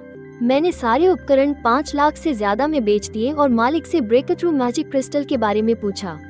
ब्रेकथ्रू मैजिक क्रिस्टल पाने का सिर्फ एक ही तरीका है, पेशेवर लीग में शामिल होना, या किसी ऐसी बड़ी गिल्ड में जिसे अधिकारियों का सपोर्ट हो, और इसे मेरिट पॉइंट्स या गिल्ड कंट्रीब्यूशन से खरीदना। लेकिन इसके अलावा एक और तरीका है, वो है किसी जाने माने पेशेवर अकादमी में दाखिला लेना या राष्ट्रीय कॉलेज प्रवेश परीक्षा में अच्छा प्रदर्शन करना। इन सभी में इनाम मिलते हैं, और उनमें से एक ब्रेकथ्रू मैजिक क्रिस्टल भी है। ट्रेजर पैविलियन से निकलने के बाद मैं सीधे स्कूल गया। चलते चलते मैंने अपने टैलेंट, देवताओं का तोहफा का नया फंक्शन एक्टिवेट किया। लगातार 6 बार स्किल पॉइंट्स खरीदने के बाद मुझे 5 लाख से ज्यादा स्किल पॉइंट्स मिले। पहले से बचाए हुए पॉइंट्स को मिलाकर अब मेरे पास कुल 8 लाख से ज्यादा स्किल पॉइंट्स हैं। मैंने स्किल इंटरफेस खोला और अपनी अभी मिली आइस टाइप स्किल को चुना। मैंने एक ही बार में इसे 7वें लेवल पर अपग्रेड कर दिया। अगर फायर टाइप का रास्ता जबरदस्त डैमेज देने का है और विंड टाइप का स्टाइल बहुत तेज हमला करने का है, तो आइस टाइप स्किल का मतलब है पूरा कंट्रोल। 7वें लेवल की स्किल सोल फ्रीज टारगेट की आत्मा को 10,000 साल पुरानी बर्फ में कैद कर सकती है। बर्फ मंत्र नहीं पढ़ सकता, सोच नहीं सकता, उसे हिलने डुलने लायक नहीं छोड़ता। अवधि स्किल की अवधि अनंत। हालांकि इस स्किल से कोई डैमेज नहीं होता, लेकिन ये कंट्रोल की अवधि को सीमित से अनंत तक ले जाती है, जब तक इसे आग से तोड़ा न जाए। यह एक परमानेंट कंट्रोल है। इसके बाद मैंने अपनी दूसरी क्लास बदलने की कामयाबी के बाद मिली दूसरी पैसिव स्किल को देखा। स्किल का नाम है मैना शील्ड। जब आपको डैमेज होता है तो डैमेज का 10% हिस्सा आपकी मैना से कटता है। जैसे जैसे मैं लगातार पॉइंट्स जोड़ता गया, ये सर्वाइवल स्किल पूरी तरह से बदल गई। 7वें लेवल की स्किल अविनाशी काया। इफेक्ट 1, जब आपको डैमेज होता है तो डैमेज का 40% हिस्सा आपकी मैना से कटता है। इफेक्ट 2, जब आपको एलिमेंटल डैमेज होता है तो उस एलिमेंट के प्रति आपकी आत्मीयता के आधार पर आपको अतिरिक्त डैमेज में कमी मिलती है। इफेक्ट 3, जब आप पर कोई ऐसा जानलेवा हमला होता है जो आपकी हेल्थ को 0 कर दे, तो ये डैमेज पूरी तरह से आपकी मैना सोख लेगी। यह इफेक्ट 30 दिनों में सिर्फ एक बार ही एक्टिवेट हो सकता है। कितना मजबूत! इसमें न सिर्फ डैमेज कम करने का जबरदस्त इफेक्ट है, बल्कि यह एक बार मौत से बचने का मौका भी देता है। इस स्किल से मिली सुरक्षा की भावना जबरदस्त है। पहले जिंदा रहने की मेरी क्षमता हमेशा से ही मेरी कमजोरी थी, लेकिन अब मुझे जरा भी चिंता करने की जरूरत नहीं है। दूसरे ट्रांसफॉर्मेशन की 2 नई स्किल पॉइंट्स जोड़ने के बाद भी मेरे पास 5 लाख से ज्यादा पॉइंट्स बचे हैं। न्यू, ये उनमें से एक 7वें लेवल की स्किल को 8वें लेवल तक अपग्रेड करने के लिए काफी है। लेकिन असल में कौन सा चुनना है, इस पर मैं अभी थोड़ा और विचार करना चाहता हूँ। सोचते सोचते मैं प्रिंसिपल के ऑफिस के दरवाजे तक पहुँच गया। जब बूढ़े प्रिंसिपल ने मुझे देखा तो उनकी आंखों में हैरानी की एक झलक दिखाई दी। बेटा, मुझे बहुत राहत मिली, तुम आखिरकार उस सदमे से बाहर आ गए। मैंने कुछ समझाया नहीं, बस सीधे पूछा, प्रिंसिपल जुओ, मैंने सुना है कि क्लास टीचर किसी जरूरी काम से मुझे ढूंढ रहे थे और उन्होंने कहा कि यह मेरे भविष्य से जुड़ा है। आखिर बात क्या है? जुओ कियान का चेहरा गंभीर हो गया। आज सुबह हमारे जियांग चेंग के पूर्वी बाहरी इलाके के लेवलिंग एरिया में एक अनजान गहरी खाई जैसी ऊर्जा का विस्फोट हुआ और एक सीमित समय वाला ट्रायल डंजन सामने आया है, और इस डंजन में सिर्फ जादूगर क्लास वाले ही घुस सकते हैं। मैं एक पल के लिए सोचने लगा, प्रिंसिपल, अगर यह ट्रायल पास कर लिया तो इसके क्या फायदे हैं? जुओ गान हल्के से हंसे। इस ट्रायल का इनाम एक टाइटल है। इस टाइटल का नाम एबिस चैलेंजर है। इस टाइटल की कोई खासियत नहीं है, लेकिन तुम इसे एक चाबी की तरह समझ सकते हो, या इसे एक योग्यता भी समझ सकते हो। असली एबिस में घुसने की योग्यता। ये जो जादूगर क्लास का ट्रायल सामने आया है, इसे पास करने के नियम बहुत ही आसान हैं। बस ट्रायल डंजन में 3 घंटे तक टिके रहना है। किसी मॉन्स्टर या बॉस को मारने की कोई शर्त नहीं है। बातचीत के बाद प्रिंसिपल सीधे मुझे डंजन नंबर 7 के दरवाजे पर ले आए, लेकिन यहाँ इतने सारे लोग थे कि डंजन का दरवाजा तक नहीं दिख रहा था और ये सब लोग लाइन में लगे हुए थे। अचानक डंजन के दरवाजे से एक चीख सुनाई दी। मैंने आवाज की तरफ देखा। मैंने जियांगिया को बदहवास हालत में बाहर आते देखा। जब जियांगिया ने बाहर इंतजार कर रहे अपने दादा जियांग शियान को देखा तो उसकी आंखों से तुरंत आंसू बहने लगे। दादाजी, दूसरे चाचा, वो बाहर नहीं आए। उसके अंदर बहुत सारे मॉन्स्टर्स हैं। उन्हें मारना नामुमकिन है और जब भी हम एक जगह रुकते हैं तो मॉन्स्टर्स लगातार हमला करते रहते हैं। पूरे इलाके में छिपने के लिए लगभग कोई जगह नहीं है। आखिर में दूसरे चाचा ने मुझे डंजन से भागने वाले 4 स्क्रोल दिए और फिर उन मॉन्स्टर्स का ध्यान अपनी ओर खींचा, तभी हम भाग पाए। ये सुनकर जियांग शियान और प्रिंसिपल दोनों के रोंगटे खड़े हो गए। आपको पता होना चाहिए कि यह ट्रायल डंजन सिर्फ जादूगर क्लास वालों को ही अंदर जाने देता है। हमला झेलने के लिए कोई टैंक क्लास नहीं है और न ही इलाज करने के लिए कोई हीलर क्लास है। अब ऐसा लगता है कि यह कम से कम लेवल 1 की मुश्किल वाला है। उसी पल डंजन के दरवाजे से लगातार लोग टेलीपोर्ट होकर बाहर आ रहे थे। रोने, चिल्लाने और मदद मांगने की आवाजें गूंज रही थीं। चारों तरफ अनगिनत घायल लोग थे जो खून से लथपथ थे। नजारा बेहद खौफनाक था। ये सब लोग शायद जियांगिया की तरह ही ट्रायल डंजन में घुसने वाले पहले ग्रुप के लोग थे। मेरे बगल में खड़े जुओ कियान ने एक दर्द भरी मुस्कान दी। ये हमारी नाकामी है। हमने न सिर्फ डंजन की मुश्किल को गलत आंका, बल्कि हमारे पास कोई तथाकथित रणनीति भी नहीं थी। मुझे माफ करना, जियांगिया। एक पल में बूढ़े प्रिंसिपल जैसे कई दशक बूढ़े हो गए हों। उनका पूरा वजूद गहरे अफसोस और अपराध बोध में डूब गया। लेकिन ठीक उसी वक्त जब हर कोई डरा हुआ था, मैं एक कदम बढ़ाकर डंजन के दरवाजे के अंदर चला गया। जुओ कियान को कुछ समझ ही नहीं आया और सदमे से उनके पसीने छूट गए। ये जानते हुए भी कि यह बहुत मुश्किल लेवल 1 का ट्रायल डंजन है, वो फिर भी अकेले अंदर जाने की हिम्मत कर रहा है। इस समय दूसरे कॉलेजों के लोग मजाक उड़ाने लगे। ये तो सीधे सीधे मौत को बुलावा दे रहा है। उस जैसे नौसिखिए की तो बात ही छोड़ो जिसने अभी अभी अपनी क्लास बदली है। यहाँ तक कि हमारे लिए भी इस मुश्किल वाले डंजन में अकेले जाना बहुत खतरनाक है। उसी पल मैं डंजन के लाइट कर्टेन से होकर गुजरा और मुझे सिस्टम का एक मैसेज मिला। आप एक खास ट्रायल डंजन में घुस रहे हैं। डॉन का शहर फैलिकाइन। जैसे ही मैंने आंखें खोली, मैंने खुद को घोर अंधेरे में पाया। काली रात के आसमान में एक भी तारा नहीं दिख रहा था। आसमान में सिर्फ एक लाल रंग का खूनी चांद लटका हुआ था। हालांकि रोशनी बहुत कम थी, लेकिन अपनी गॉड लेवल स्किल, सर्वज्ञानी आंख की वजह से मैं अब भी अपने चारों ओर सब कुछ साफ साफ देख सकता था। मिशन पूरा करने का काम मिला। कृपया फेलिकाइन में 3 घंटे तक जिंदा रहें। बाकी बचा समय 2 घंटे 59 मिनट और 49 सेकंड। एक दोस्ताना सलाह, अगर हो सके तो अपनी दिल की धड़कन रोक लो, अपनी सांस लेना छोड़ दो। उन्हें शोर से नफरत है, उन्हें शोर से नफरत है। ये देखकर मैं तुरंत सोचने लगा, इस हिंट के हिसाब से ये मॉन्स्टर्स शायद आवाज के जरिए अपने शिकार को ढूंढते हैं। सोचते सोचते अचानक एक अजीब आवाज सुनाई दी। मैंने पीछे मुड़कर देखा। मैंने देखा कि कुछ काले धुएं के गोले मेरी तरफ आ रहे हैं और हवा में कुछ मुस्कुराते हुए चेहरे भी तैर रहे थे।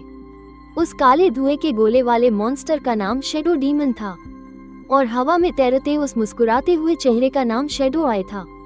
एक नॉर्मल प्लेयर के नजरिए से देखें तो लेवल पार करने के लिए लड़ाई से बचना ही सबसे अच्छा तरीका है, लेकिन मैंने एक अलग रास्ता अपनाने का फैसला किया। अंधेरे से निपटने के लिए सिर्फ छिपने से काम नहीं चलेगा मेरे दोस्त, आग का इस्तेमाल करना होगा। अगर मैं तुम सबको मार दूं, तो मुझे न तो छिपने की जरूरत पड़ेगी और न ही भागने की। मेरे दोनों हाथों के बीच एक शानदार आग की लपट चमकी। 4थे लेवल का फायर टाइप एरिया डैमेज वाला स्किल फ्लेम स्टॉर्म तुरंत एक्टिवेट हो गया और मैंने एक साथ 3 बार हमला किया। एक जोरदार धमाके की आवाज के साथ वो 5 शैडो मॉन्स्टर्स जो अभी मुझे घेरने आए थे, एक ही झटके में मारे गए।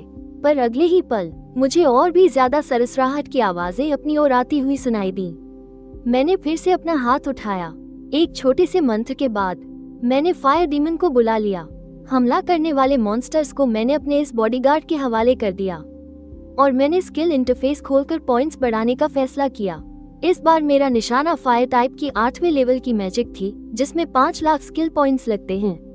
तुम्हारी skill heavenly flame dragon breath upgrade हो गई है। तुम्हें एक नया स्पेल मिला है, फायर स्पिरिट अवतार।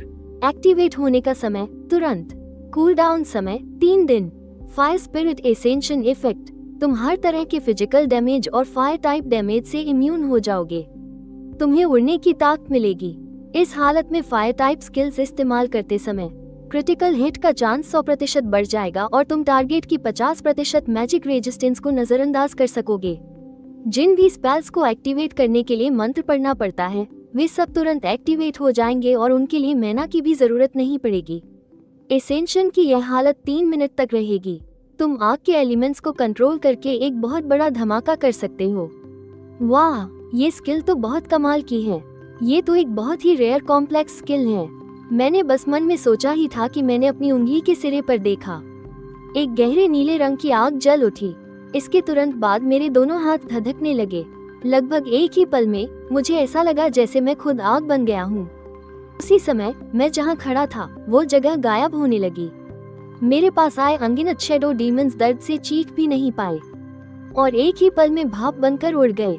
जैसे ही मैंने परम उद्रेक के उस पल में डॉन शहर के सभी शैडो डीमन और शैडो मॉन्स्टर बेचैन हो गए, क्योंकि तापमान अचानक तेजी से बढ़ गया था। इसके बाद मैं ऊंचे आसमान में उड़ गया। ये फायर स्पिरिट स्टेट से मिली उड़ने की क्षमता थी।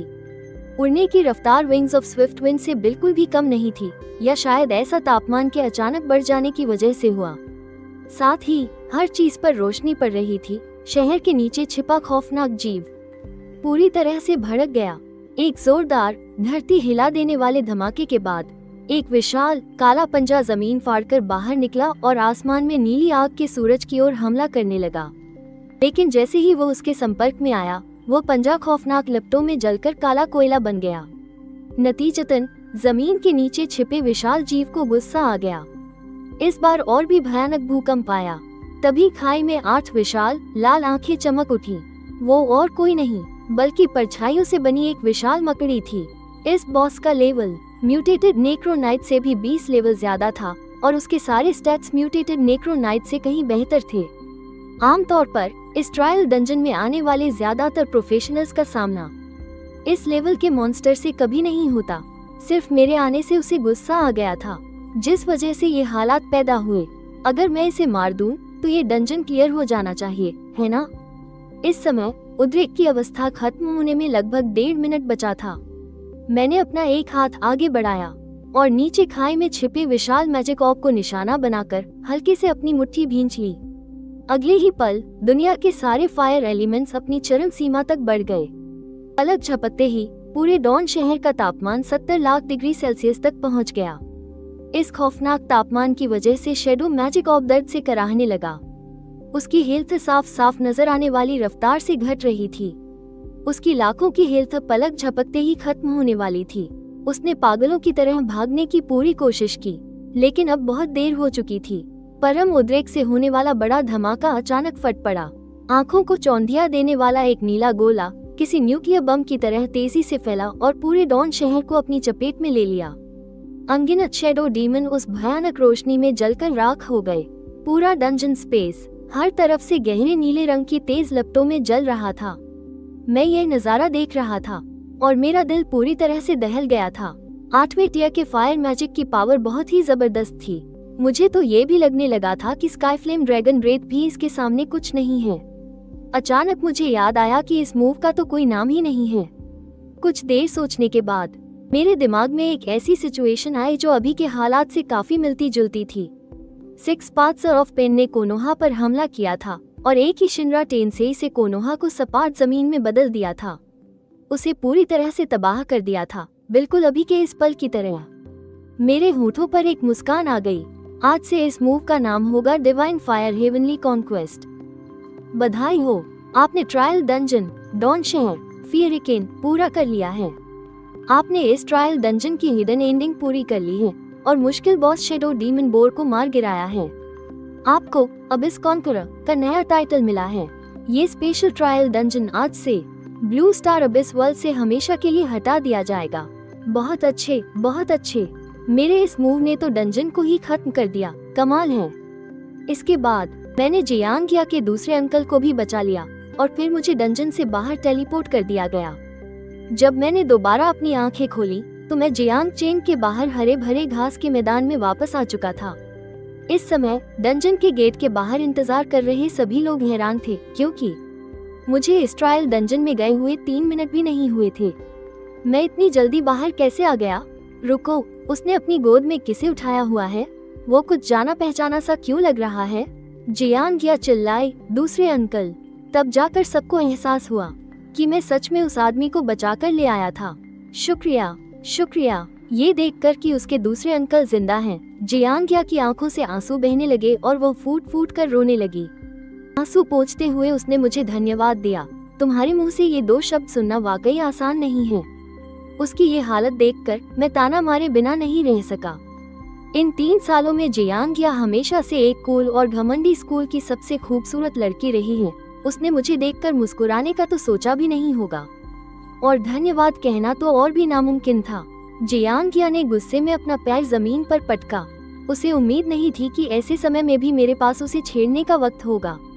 तभी प्रिंसिपल मुझे सांत्वना देने के लिए आगे आए, क्योंकि मिशन पूरा करने के लिए 3 घंटे तक जिंदा रहना जरूरी था और जल्दी बाहर आने का मतलब था मिशन में फेल होना। लेकिन मैंने कुछ भी साफ नहीं किया। बस अगले ही पल मिशन के पूरे आसपास के इलाके में गूंजने वाली एक घोषणा ने सभी को हैरान कर दिया। प्रोफेशनल लिंग यी को विशेष trial mission fighting light city फेराकेन को सफलतापूर्वक पूरा करने के लिए बधाई। मिशन पूरा करने में लगा समय 0 घंटे 2 मिनट और 42 सेकंड। Clearance rating S। इसके बाद सभी प्रोफेशनल अब इस मिशन में रणनीति बनाने के लिए दोबारा प्रवेश नहीं कर पाएंगे। इस मिशन का clearance record board historical hall of fame में चला जाएगा।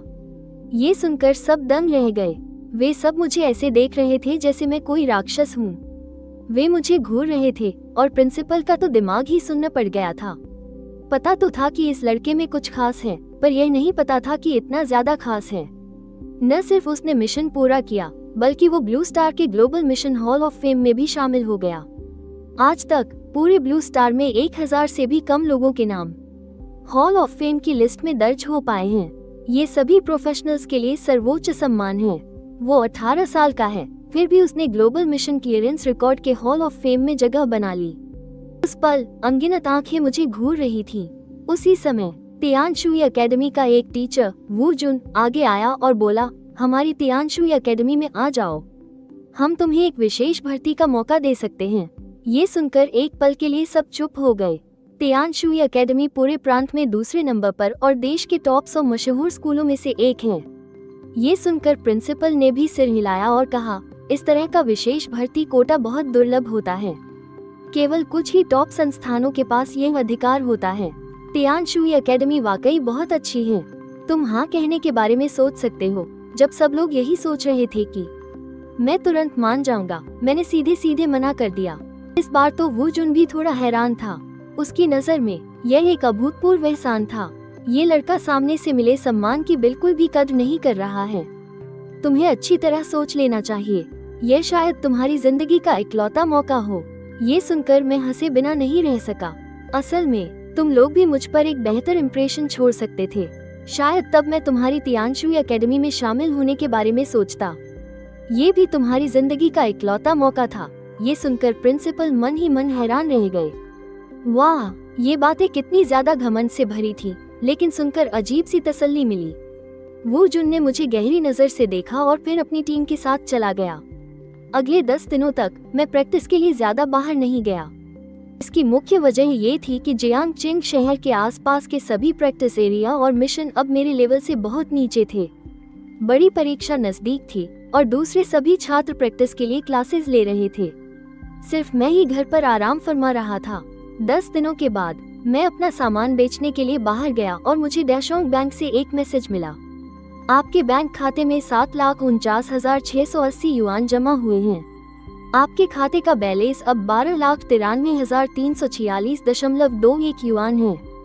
मेरी कुल जमा पूंजी अब आधिकारिक तौर पर 10 लाख के पार हो गई थी। डिंग, आपके खाते में 10 लाख से ज्यादा बैलेंस होने का पता चला है। आपकी प्रतिभा, देवताओं का वरदान, ने एक नया फीचर अनलॉक किया है। मैं ये सुनकर चौंक गया। मैंने जल्दी से अपना टैलेंट इंटरफेस खोला। Skill evolution. आप 10 लाख ब्लू स्टार करेंसी और संबंधित स्किल पॉइंट्स खर्च कर सकते हैं। तुम्हारी लेवल 8 से ऊपर की कोई एक स्किल इवॉल्व होकर उसी लेवल की स्किल का एक अलग वर्जन बन जाएगी, जिसमें ज्यादा ताकत और असर होगा। वाह यार, मेरा ये टैलेंट तो सच में पैसे खर्च करने वाला टैलेंट बन गया है। न सिर्फ पैसे खर्च करने से स्किल पॉइंट्स जल्दी मिलते हैं, अब तो स्किल्स भी इवॉल्व हो सकती हैं। मैंने अपना पर्सनल पैनल खोला और फिर अपने स्किल पॉइंट्स वाले सेक्शन को देखा। बांटे जा सकने वाले स्किल पॉइंट्स 9,74,639। इन 10 दिनों में रोज मिलने वाले फ्री स्किल पॉइंट्स मिलाकर भी लगभग 10 लाख के करीब हो गए हैं। मैं अब भी नहीं भूला था कि 1 महीने पहले अवेकनिंग वाले दिन मैंने एक छोटा सा टारगेट सेट किया था कि मैं फायरबॉल स्पेल को प्रोहिबिटेड स्पेल लेवल तक पहुंचाऊंगा। अब ये छोटा सा टारगेट पहुंच में ही है। क्या मुझे इसे तेज करने के लिए कुछ पैसे खर्च करने चाहिए? मैंने पैसे खर्च करने वाला इंटरफेस खोला और देखा कि 10 लाख डाशिया कॉइन्स खर्च करने होंगे, तब जाकर 8 लाख से ज्यादा स्किल पॉइंट्स मिलेंगे। ये देखकर मेरा मन खट्टा हो गया। ये तो 1 रुपए से ज्यादा में एक स्किल पॉइंट खरीदने जैसा है। अब और पैसे नहीं खर्च कर सकता, वरना मेरे कार्ड में पड़े ये लाखों डाशिया कॉइन्स भी कम पड़ जाएंगे। रात होने पर मैंने फिर से अपना पर्सनल पैनल खोला। इस बार स्किल पॉइंट्स का बैलेंस 7 अंकों को पार कर गया था। मैंने स्किल पैनल खोला और लेवल 8 के फायर स्पिरिट अवतार स्किल के इंटरफेस पर रुका। प्रोहिबिटेड स्पेल पहुंच में है। क्या आप 10 लाख स्किल पॉइंट्स खर्च करके अपनी स्किल का लेवल 9 तक बढ़ाना चाहते हैं? मैंने बिना झिझके एक क्लिक में पॉइंट्स बढ़ा दिए। डिंग, 10 लाख स्किल पॉइंट्स खर्च हुए। आपका फायर स्पिरिट अवतार 9वें लेवल के prohibited spell 8 west heavenly meteor में अपग्रेड हो गया है। लेकिन 9वें लेवल का प्रोहिबिटेड स्पेल अंत नहीं था। मैंने अगले लेवल पर मिलने वाली स्किल का प्रीव्यू देखा। एंशिएट प्रोहिबिटेड स्पेल अपग्रेड के लिए जरूरी स्किल पॉइंट्स 1 करोड़। अब ये और भी दिलचस्प हो गया है। भले ही जरूरी स्किल पॉइंट्स 100 करोड़ से ज्यादा हो जाएं, मेरे लिए ये बस कुछ सालों का इंतजार है। लेकिन अभी के लिए मेरा लक्ष्य सभी तरह के मैजिक को प्रोहिबिटेड स्पेल लेवल तक ले जाना है। अगली सुबह मैं नेशनल प्रोफेशनल्स के एंट्रेंस एग्जाम में हिस्सा लेने के लिए तियानहुई शहर आया। एग्जाम हॉल के बाहर एक अनाउंसमेंट हुई। सभी परीक्षार्थियों कृपया ध्यान दें। 3024 का national professionals high education unified entrance exam जल्द ही शुरू होने वाला है। सभी परीक्षार्थी लाइन में लग जाएं और एक एक करके गेट से अंदर आएं। इस एग्जाम में हर परीक्षार्थी के लेवल के हिसाब से मुश्किल चुनने का ऑप्शन दिया जाएगा। जल्द ही मैंने गेट पार किया। अगले ही पल मेरे सिर के ऊपर धीरे धीरे एक सुनहरे जादुई डंडे का आइकॉन उभरा। पूरा एग्जाम हॉल हैरान आवाजों से गूंज उठा। अबे, ये तो गोल्डन स्टार मार्क है। सलाम है बॉस को। तभी एक महिला एग्जामिनर मुझे ले जाने के लिए आगे आई। मैं एग्जामिनर के पीछे पीछे चलता रहा और जल्द ही मुझे एक दरवाजा दिखा जिस पर एंट्रेंस नंबर 1 लिखा था। दरवाजे के सामने पहले से ही 20 से ज्यादा लोग खड़े थे। इन लोगों के सिर पर भी मेरे जैसा ही गोल्डन स्टार मार्क था। ये लोग शायद टॉप स्कूलों और टॉप परिवारों के तैयार किए हुए जीनियस होंगे। लेकिन जब इन लोगों ने एक नया चेहरा देखा तो वे मजाक उड़ाने लगे। जियांग चेंग, ये कौन सी घटिया जगह है? कभी नाम नहीं सुना। उस गेट में कोई गड़बड़ तो नहीं हो गई? वैसी बेकार जगह से भी कोई गोल्डन मार्क वाला आ सकता है क्या? पर मैंने उन लोगों के मजाक पर कोई ध्यान नहीं दिया और अपनी जानकारी रजिस्टर करने के लिए आगे बढ़ गया। जैसे ही मैं स्पिरिट क्रिस्टल को छूने के लिए अपना हाथ बढ़ाने वाला था, मेरे पीछे से एक दिखावटी आवाज आई, हे दोस्त, लेवल 25 तक पहुंचना आसान नहीं रहा होगा, है ना? एक छोटी सी सलाह देता हूँ, नाइटमेयर डिफिकल्टी मत चुनना, वरना अंदर के मॉन्स्टर्स तुम्हारी धुलाई कर देंगे। मैं थोड़ा सा मुड़ा और देखा। बोलने वाला पीले बालों वाला एक लड़का था। उसके मजाक उड़ाते ही उसके आसपास के दूसरे कुछ परीक्षार्थी धीमी आवाज में हंसने लगे। काय भाई, गोल्ड रैंक और गोल्ड रैंक में भी फर्क होता है। हर कोई आपकी तरह 29 लेवल तक नहीं पहुंच सकता।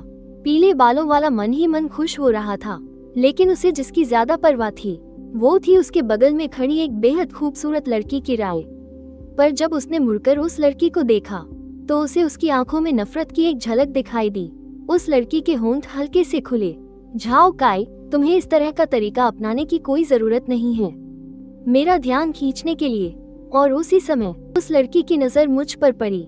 ठीक उसी पल उसके चेहरे पर यकीन न कर पाने वाले भाव आ गए, क्योंकि जैसे ही मेरे हाथ ने स्पिरिट क्रिस्टल को छुआ, उसके अगले ही पल लाइट स्क्रीन पर एक लेवल का नंबर चमका, लेवल 42। उस पल वहां मौजूद हर कोई हैरान रह गया।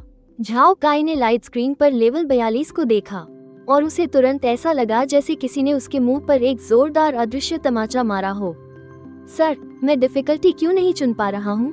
मैं नाइटमेयर मोड चुनने के लिए लाइट स्क्रीन चला रहा हूँ, लेकिन मैं उसे चुन ही नहीं पा रहा। ऐसा लग रहा है जैसे कोई बग आ गया हो। ये सुनकर परीक्षक अपनी हैरानी से बाहर आया। तुम जरा रुको, मैं देखता हूँ। सच कहूँ तो उसे भी यकीन नहीं हो रहा था कि उसके सामने खड़े इस लड़के का लेवल वाकई में 42 है। आखिर ये कौन सा अजूबा आ गया है? कुछ देर तक सिस्टम चलाने के बाद रजिस्ट्रेशन करने वाले उस परीक्षक के पसीने छूट गए थे, क्योंकि उसे पता चला कि सिस्टम में कोई भी गड़बड़ नहीं थी। डिफिकल्टी इसलिए नहीं चुनी जा पा रही थी क्योंकि जब से यह सिस्टम बना है, इसके बेसिक कोड में डिफिकल्टी चुनने की सीमा लेवल 25 से 30 के बीच ही रखी गई है। आसान शब्दों में कहूँ तो मुझ जैसे लेवल 42 के अजूबे ने इस कैंडिडेट एंट्री सिस्टम को ही हैंग कर दिया था। परीक्षक ने कुछ पल सोचा। इस मामले में वो खुद कोई फैसला नहीं ले सकता था, तो इसे ऊपर रिपोर्ट करने के अलावा कोई चारा नहीं था। इसके बाद वो परीक्षक तेजी से भागता हुआ एग्जाम सेंटर में गया। इस खास मामले की जानकारी मिलने पर बड़े अधिकारी सोच में पड़ गए। पिछली बार इतना काबिल परीक्षार्थी कई दशक पहले मिला था। जब आज फिर से ऐसा कोई मिला है तो उसके लिए एक खास नियम बना देते हैं। उस डिफिकल्टी को फिर से शुरू कर दो जो पहले हुआ करती थी। ये सुनकर बाकी लोग एकदम चौंक गए। डिप्टी चीफ ली, उस डिफिकल्टी में पहले भी बहुत सारे हादसे हो चुके हैं। इन परीक्षार्थियों के लिए वो बहुत मुश्किल है। ली युवानजिंग ने सिर हिलाया। अब जमाना बदल गया है। उसके लिए नाइटमेयर मोड एक मजाक है। निष्पक्षता के लिए हमारे पूरे तियानवे के 22 एग्जाम सेंटरों को सूचित कर दो कि परगेटरी मोड एक साथ शुरू किया जाए। ली युवानजिंग के मातहत काम करने वालों ने जब ये सुना तो उन सबके रोंगटे खड़े हो गए। डिप्टी चीफ, अगर आपने अबिस मोड शुरू किया तो जिन लोगों के पास खास अबिस टाइटल नहीं है वे उसे चुन भी नहीं पाएंगे। ली युवानजिंग ने हाथ हिलाकर इशारा किया। तो उनसे कहो कि अपना अबिस टाइटल लगा ले। जिनके पास अबिस टाइटल नहीं है वे नहीं चुन पाएंगे। परगेटरी मोड ठीक रहेगा। अगर ये लेवल 42 वाला लड़का पहले कोई खास ट्रायल पास नहीं कर पाया है और उसके पास टाइटल नहीं है तो उसे नाइटमेयर मोड ही चुनने दो। अब इसमें कुछ नहीं किया जा सकता। ली युवानजिंग ने अपना फैसला सुना दिया था। सब लोग बस वैसा ही कर सकते थे। परीक्षक ने तुरंत आदेश लिया और वहां से निकल गया और फिर से भागता हुआ वापस 1 नंबर एग्जिट पर पहुंचा। सब लोग ध्यान से सुनो, क्योंकि अब परगेटरी मोड भी जोड़ा गया है। तो जिन परीक्षार्थियों ने पहले ही रजिस्ट्रेशन करके डिफिकल्टी चुन ली है, उन्हें एक बार फिर से डिफिकल्टी चुनने का मौका दिया जाएगा। परीक्षक ने देखा कि 3 हाथ उठे हुए थे। लड़की लैन रुई ने शांत भाव से अपना दाहिना हाथ उठाया। उसी समय झाओ काई और उसके बगल वाले एक चेले ने भी अपने हाथ उठाए। परीक्षक को ज्यादा हैरानी नहीं हुई। ये तीनों ही पहले सबसे ऊंचे लेवल वाले 3 उम्मीदवार थे और झाओ काई और दूसरे लड़के दोनों के पास दुर्लभ पेशे थे। लैन रुई का पेशा तो और भी दुर्लभ दर्जे का था। उनमें वाकई नर्क की मुश्किल को चुनौती देने की हिम्मत थी। तीनों उम्मीदवारों, कृपया अपने पाताल टाइटल पहन ले। पुष्टि हो जाने के बाद मैं तुम्हारी चुनी हुई मुश्किल को नर्क के स्तर पर सेट कर दूंगा। अगले ही पल मैंने देखा कि लैन रुई समेत तीनों लोगों के सिर के ऊपर 5 काले काले बड़े अक्षर आ गए। पाताल के चैलेंजर झाओ काई इस पल मुझे उकसाने वाली नजरों से घूर रहा था। तो क्या हुआ अगर तुम्हारा लेवल ऊंचा है? अगर तुमने पेशे की परीक्षा पास नहीं की है तो तुम फिर भी नर्क की मुश्किल नहीं चुन सकते। इस पल सब लोग मुझे देखने लगे, लेकिन जब परीक्षक ने टाइटल पहनने को कहा, मैं तो पहले ही उलझन में पड़ गया था। ये टाइटल वाली चीज पहनते कहाँ से हैं? बगल में खड़े झाओ काई का दिल तो खुशी से पागल हो गया।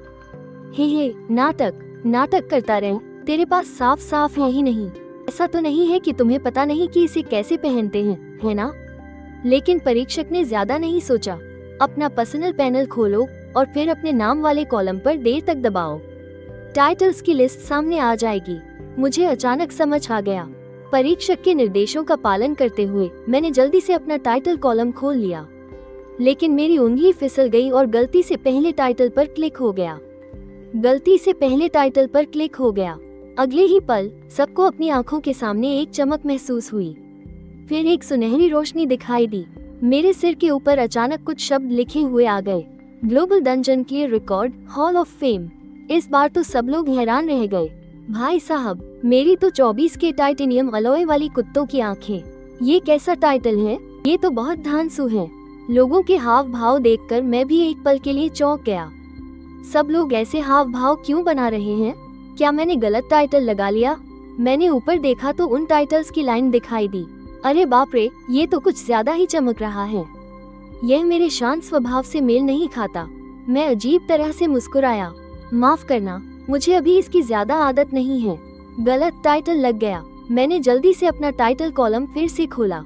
मेरे ख्याल से टाइटल सिर्फ एक ही पहना जा सकता है।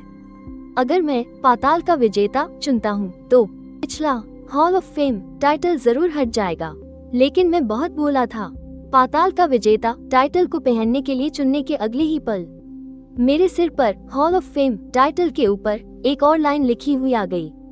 पाताल का विजेता। और इस टाइटल के special effects hall of fame के भड़कीले सुनहरे रंग से बिल्कुल भी कम नहीं थे। टाइटल आंखों में चुभने वाली गहरी लाल रोशनी से चमक रहा था। उसके चारों ओर पाताल की काली ऊर्जा फैली हुई थी। इसका रुतबा तो एकदम टॉप लेवल का था। सब लोग फिर से चौंक गए। तुमने ये जानबूझकर किया है ना? इस बंदे के पास इतने सारे सुपर रेयर टाइटल क्यों हैं? Hall of fame title. हालांकि वहां मौजूद किसी ने भी इसे देखा नहीं था, लेकिन इसके बारे में सुना जरूर था। वो तो पूरे ब्लू स्टार के सभी पेशे वालों के लिए एक ऐसा सम्मान था जिसका वे सपना देखते थे। लेकिन अब ये भयानक ऊर्जा और पाताल के भारी दबाव की भावना से भरा विजेता टाइटल, यह क्या हो रहा है? हम चैलेंजर क्यों हैं, जबकि तुम पहले से ही एक विजेता हो? इन लोगों का रिएक्शन फिर से देखकर मेरे पास भी कहने को कुछ नहीं था। मैं तो बस शांत रहना चाहता था। परीक्षक पूरी तरह पसीने से भीग गया था। उसे लगा कि इस 18 साल के अजूबे के सामने उसकी कोई इज्जत ही नहीं बची है। इस परीक्षार्थी, तुम्हारे सिर पर यह जो उपाधि है, क्या इससे अब इस काल कोठरी में जाने की योग्यता मिलती है? क्योंकि मैंने ऐसी उपाधि पहले कभी नहीं देखी है। ये कहते कहते परीक्षक को खुद पर शर्म आने लगी। वो साफ तौर पर चौथे प्रमोशन पर था, लेकिन उसे नहीं पता था कि अब इसका विजेता की उपाधि कैसे मिलती है। मैंने चुपचाप अपना 24 कैरेट वाला अमीर सुनहरा हॉल ऑफ फेम का टाइटल हटा दिया और फिर जवाब दिया, हाँ मिलती है। इस पल झाओ काई की तो बोलती ही बंद हो गई। उसे बस यही लगा कि उसके सामने जो इंसान है वो शायद इंसानी खाल में छिपा कोई अबिस का राक्षस है। लैन रोई की नजरें तो मुझ पर से हट ही नहीं रही थी। सुंदर, शक्तिशाली, रहस्यमयी, ये वो सारी खूबियां हैं जो लड़कियों को सबसे ज्यादा आकर्षित करती हैं। वो सब एक ही इंसान में पूरी तरह से मौजूद थी। यहाँ तक कि लैन रोई भी, जो पूरे डोंगजियांग शहर की सबसे बेहतरीन और प्रतिभाशाली लड़कियों में से एक थी, उसे मन ही मन सराहने और उसका सम्मान करने से खुद को रोक नहीं पाई। ठीक उसी समय अनाउंसमेंट फिर से हुई। सभी परीक्षार्थी कृपया ध्यान दें, साल 3024 की राष्ट्रीय पेशेवर उच्च शिक्षा संयुक्त प्रवेश परीक्षा 5 मिनट में शुरू होगी। सभी परीक्षार्थी कालकोठरी में प्रवेश करें। उस पल सभी लोग कालकोठरी के रोशनी वाले पर्दे के अंदर चले गए। थोड़ी देर के अंधेरे के बाद मैंने दोबारा आंखें खोली और खुद को एक पूरी तरह से सफेद और अंतहीन जगह पर पाया। उसी समय मेरे दिमाग में कालकोठरी की घोषणा सुनाई दी, परीक्षार्थी लिन यी, 1 मिनट बाद तुम्हारे सामने लेवल 30 का एक गॉबलिन स्पॉन होगा। ये गॉबलिन न तो हिलेगा और न ही हमला करेगा। कृपया इसे जितनी जल्दी हो सके मार डालो। जितना कम समय लगेगा उतने ज्यादा अंक मिलेंगे। नियम सुनने के बाद मैं पहले तो चौंक गया, फिर मेरे दिल में थोड़ी निराशा हुई। अरे यार, तुम इसे परगेटरी लेवल की मुश्किल कहते हो? जिस पल गॉबलिन स्पॉन हुआ, मैंने हाथ उठाकर एक फायरबॉल का गोला उसकी तरफ फेंका और सिर्फ 72.5 सेकंड में उसे पूरी तरह से मार डाला। बड़ी स्क्रीन पर नतीजों की घोषणा देखने के बाद सभी लोग हैरान रह गए। यह क्या हो रहा है? बाकियों ने तो अभी उसकी आधी हेल्थ ही कम की है और तुमने उसे एक ही झटके में मार दिया। इस समय मैं कालकोठरी की जगह पर बैठा था, थोड़ा बोर हो रहा था। लगभग 20 सेकंड गुजर गए होंगे। लीडरबोर्ड रिफ्रेश होने लगा। एक के बाद एक नाम लिस्ट पर दिखाई देने लगे। पहला स्थान परीक्षार्थी लिन यी ने पहला राउंड 2.36 सेकंड में पूरा किया। उसे 1000 अंक मिले। दूसरा स्थान परीक्षार्थी की शियाइंग ने पहला राउंड पूरा किया। समय लगा 23.27 सेकंड और अंक मिले 877.6। तियानही शहर के पहले परीक्षा केंद्र के बाहर एक बहुत बड़ी डिस्प्ले स्क्रीन परीक्षा की मौजूदा प्रगति को लाइव दिखा रही थी। अनगिनत लोग हैरान होकर चिल्लाए, जल्दी देखो, वो जो पहले नंबर पर है उसका नाम तो कभी सुना ही नहीं। उसने तो बाकियों को मीलों पीछे छोड़ दिया है। पहले ही राउंड में एक जबरदस्त छुपा रुस्तम सामने आ गया है। ये सिर्फ छुपा रुस्तम नहीं है, ये तो कोई आसमानी घोड़ा है। दूसरी तरफ परीक्षा केंद्र में एक कर्मचारी ने डिप्टी डायरेक्टर ली से पूछा, इस लड़के के जो 1000 अंक हैं, क्या वो इस राउंड का पूरा स्कोर है? ली युआनजिंग ने सिर हिलाया। जो कोई भी उस गॉबलिन राक्षस को 10 सेकंड के अंदर मार सकता है, उसे पूरे अंक मिलते हैं। यह नियम मैंने ही सालों पहले बनाया था, नर्क स्तर में पूरे अंक हासिल करने का। कितने साल हो गए ये देखे हुए। बड़े कॉन्फ्रेंस रूम की स्क्रीन अचानक चमक उठी। अब जो चलने वाला है वो पहले राउंड के मेरे प्रदर्शन का रीप्ले है। सब लोग बहुत उत्सुक थे कि आखिर यह किया कैसे गया। पहला राउंड पास करने में सिर्फ 2 सेकंड लगे। वीडियो देखने के बाद पूरे कॉन्फ्रेंस रूम में हर कोई हक्का बक्का रह गया। इसे फिर से चलाओ। ली युआनशिंग को भी यह थोड़ा अविश्वसनीय लगा। दूसरी बार प्लेबैक शुरू होने के बाद ली युआनशिंग ने स्लो मोशन में चलाने को कहा। स्लो मोशन इफेक्ट में इस बार सबने आखिरकार साफ साफ देख लिया। जैसे ही 7 गॉब्लिन मॉन्स्टर सामने आए, मेरे सामने बेसिन के आकार के 5-6 विशाल आग के गोले दिखाई दिए। ये आग के गोले तोपों की बौछार की तरह बहुत तेजी से एक सीधी लाइन में गॉब्लिन मॉन्स्टर्स पर बरस पड़े। गॉब्लिन मॉन्स्टर्स की हेल्थ एक बहुत ही भयानक गति से तेजी से नीचे गिरने लगी। सिर्फ 2 सेकंड से ज्यादा समय में उनकी हेल्थ खाली हो गई। ये फायर मेज का दूसरे लेवल का स्किल पायरोब्लास्ट है, लेकिन अजीब बात यह है कि वो इतनी भयानक क्षमता के साथ इतनी बार पायरोब्लास्ट का इस्तेमाल कैसे कर सकता है? सिर्फ एक ही संभावना हो सकती है, इस लड़के का पायरोब्लास्ट तुरंत कास्ट हो जाता है। मुझे लगता है कि जब उसने अपना प्रोफेशन हासिल किया होगा तो साथ ही उसने कोई टैलेंट भी हासिल कर लिया होगा। इस समय सभी स्क्रीन पर नजरें गड़ाए हुए थे। ठीक उसी समय जब डोंगजिंग के सभी जीनियस अपनी अपनी अनोखी स्किल्स दिखा रहे थे, मैं जमीन पर बैठा था, बोरियत से अपनी उंगली से जमीन पर गोले बना रहा था। मैं तो सोच रहा था कि यह राष्ट्रीय कॉलेज एंट्रेंस एग्जाम है और वह भी नर्क स्तर का, तो शायद मुझे थोड़ा गंभीर होना पड़ेगा। किसे पता था कि यह बच्चों के खेल जैसा होगा। दूसरे राउंड का टेस्ट 20 से 1000 हेल्थ वाले गॉब्लिन्स का है। मजाक कर रहे हो क्या? ये तो एक ही फ्लेम स्टॉर्म में सब खत्म हो जाएंगे। एग्जाम सेंटर में अनगिनत बड़े लोगों ने मुझे इस तरह देखा और वे समझ नहीं पा रहे थे कि हंसे या रोए। ली युआनजिंग ने बड़ी स्क्रीन की तरफ देखा और कहने से खुद को रोक नहीं पाया, कहीं ऐसा तो नहीं कि उसके पास कोई एओई हमला करने का तरीका नहीं है, इसलिए उसने थोड़ी हिम्मत हार दी है। जैसे ही यह अनुमान लगाया गया, तुरंत ही बहुत से लोग इससे सहमत हो गए। आखिरकार ये लड़का सिर्फ एक आम प्रोफेशन वाला है, उसकी तुलना रेयर प्रोफेशन वालों से भी नहीं की जा सकती, और लेजेंडरी प्रोफेशन वालों से आगे निकलना तो और भी नामुमकिन है। अगले ही पल सारे डंजन रिफ्रेश हो गए, पूरे 20 गॉब्लिन। लेकिन ठीक उसी समय एग्जाम सेंटर की बड़ी स्क्रीन पर अचानक बहुत ही तेज सुर्ख लाल रंग की रोशनी दिखाई दी। बस अनगिनत जलती हुई हवा की लहरें दिखाई दी। मैं एक चमकदार चमक के साथ आसमान से नीचे उतरा और उन 20 गॉब्लिन मॉन्स्टर्स के ऊपर जोर से जा गिरा, और वे 20 गॉब्लिन जैसे पिघल गए हों, सीधे गायब हो गए। इस बार ली युआनजिंग अपनी जगह पर बैठे नहीं रह सके। एक पल में उनकी आंखें फटी की फटी रह गईं। 2850 रैंकिंग्स फिर से बदली। परीक्षार्थी लिंग यी पहले नंबर पर दूसरा राउंड पास किया। समय लगा 0.1 सेकंड। मिले पॉइंट्स 1000। डोंगजिंग के सभी बड़े अधिकारियों की आंखें फटी रह गईं। यहाँ तक कि किसी ने लीडर के सामने ही गाली दे दी। उनकी रोज की विनम्र और सभ्य छवि एक पल में ढह गई। ली युआनजिंग ने एक गहरी सांस लेने के बाद हाथ से इशारा किया, जाकर पता करो हमारे दाशिया देश के 600 से ज्यादा कॉलेज एंट्रेंस एग्जाम के सारे रिकॉर्ड्स में नर्क स्तर के दूसरे राउंड का अब तक का सबसे अच्छा रिकॉर्ड क्या है। ये सुनकर अधीनस्थ ने उत्साह में तुरंत सिर हिलाया। मैं अभी जाता हूँ। ये साफ था कि उसे भी एहसास हो गया था कि इस परीक्षार्थी ने जो रिकॉर्ड बनाया है उसने इतिहास के सारे रिकॉर्ड तोड़ दिए हैं। पर ली युआनजिंग ने उसे फिर से रोका और एग्जाम टीम को अच्छी तरह से जांच करने के लिए कहा कि टेस्ट जोन में कोई तकनीकी समस्या आई थी या नहीं, क्या ये रिकॉर्ड किसी बग की वजह से बना है। साथ ही उसके स्टेटस और इक्विपमेंट स्लॉट्स की भी जांच करो, ये पक्का करने के लिए कि उसने कोई चीटिंग नहीं की है। जल्द ही ली युआनजिंग ने जो काम अपने मातहत को सौंपा था उसका जवाब आ गया। डिप्टी डायरेक्टर ली, टेक्निकल डिपार्टमेंट के सभी लोगों ने इसे फिर से चेक किया है। कोई गड़बड़ी नहीं है और टेस्ट जोन की हालत और डेटा में भी कोई गड़बड़ी नहीं है। उसने ये स्कोर पूरी ईमानदारी से हासिल किया है। रिपोर्ट देने वाला कर्मचारी बहुत उत्साहित लग रहा था और ली युआनजिंग का मूड बहुत अच्छा हो गया। उसके बाद कर्मचारी ने जो खबर दी उसे सुनकर तो उनका चेहरा खुशी से खिल उठा। डिप्टी डायरेक्टर ली, हमने अभी अभी यह भी चेक किया है।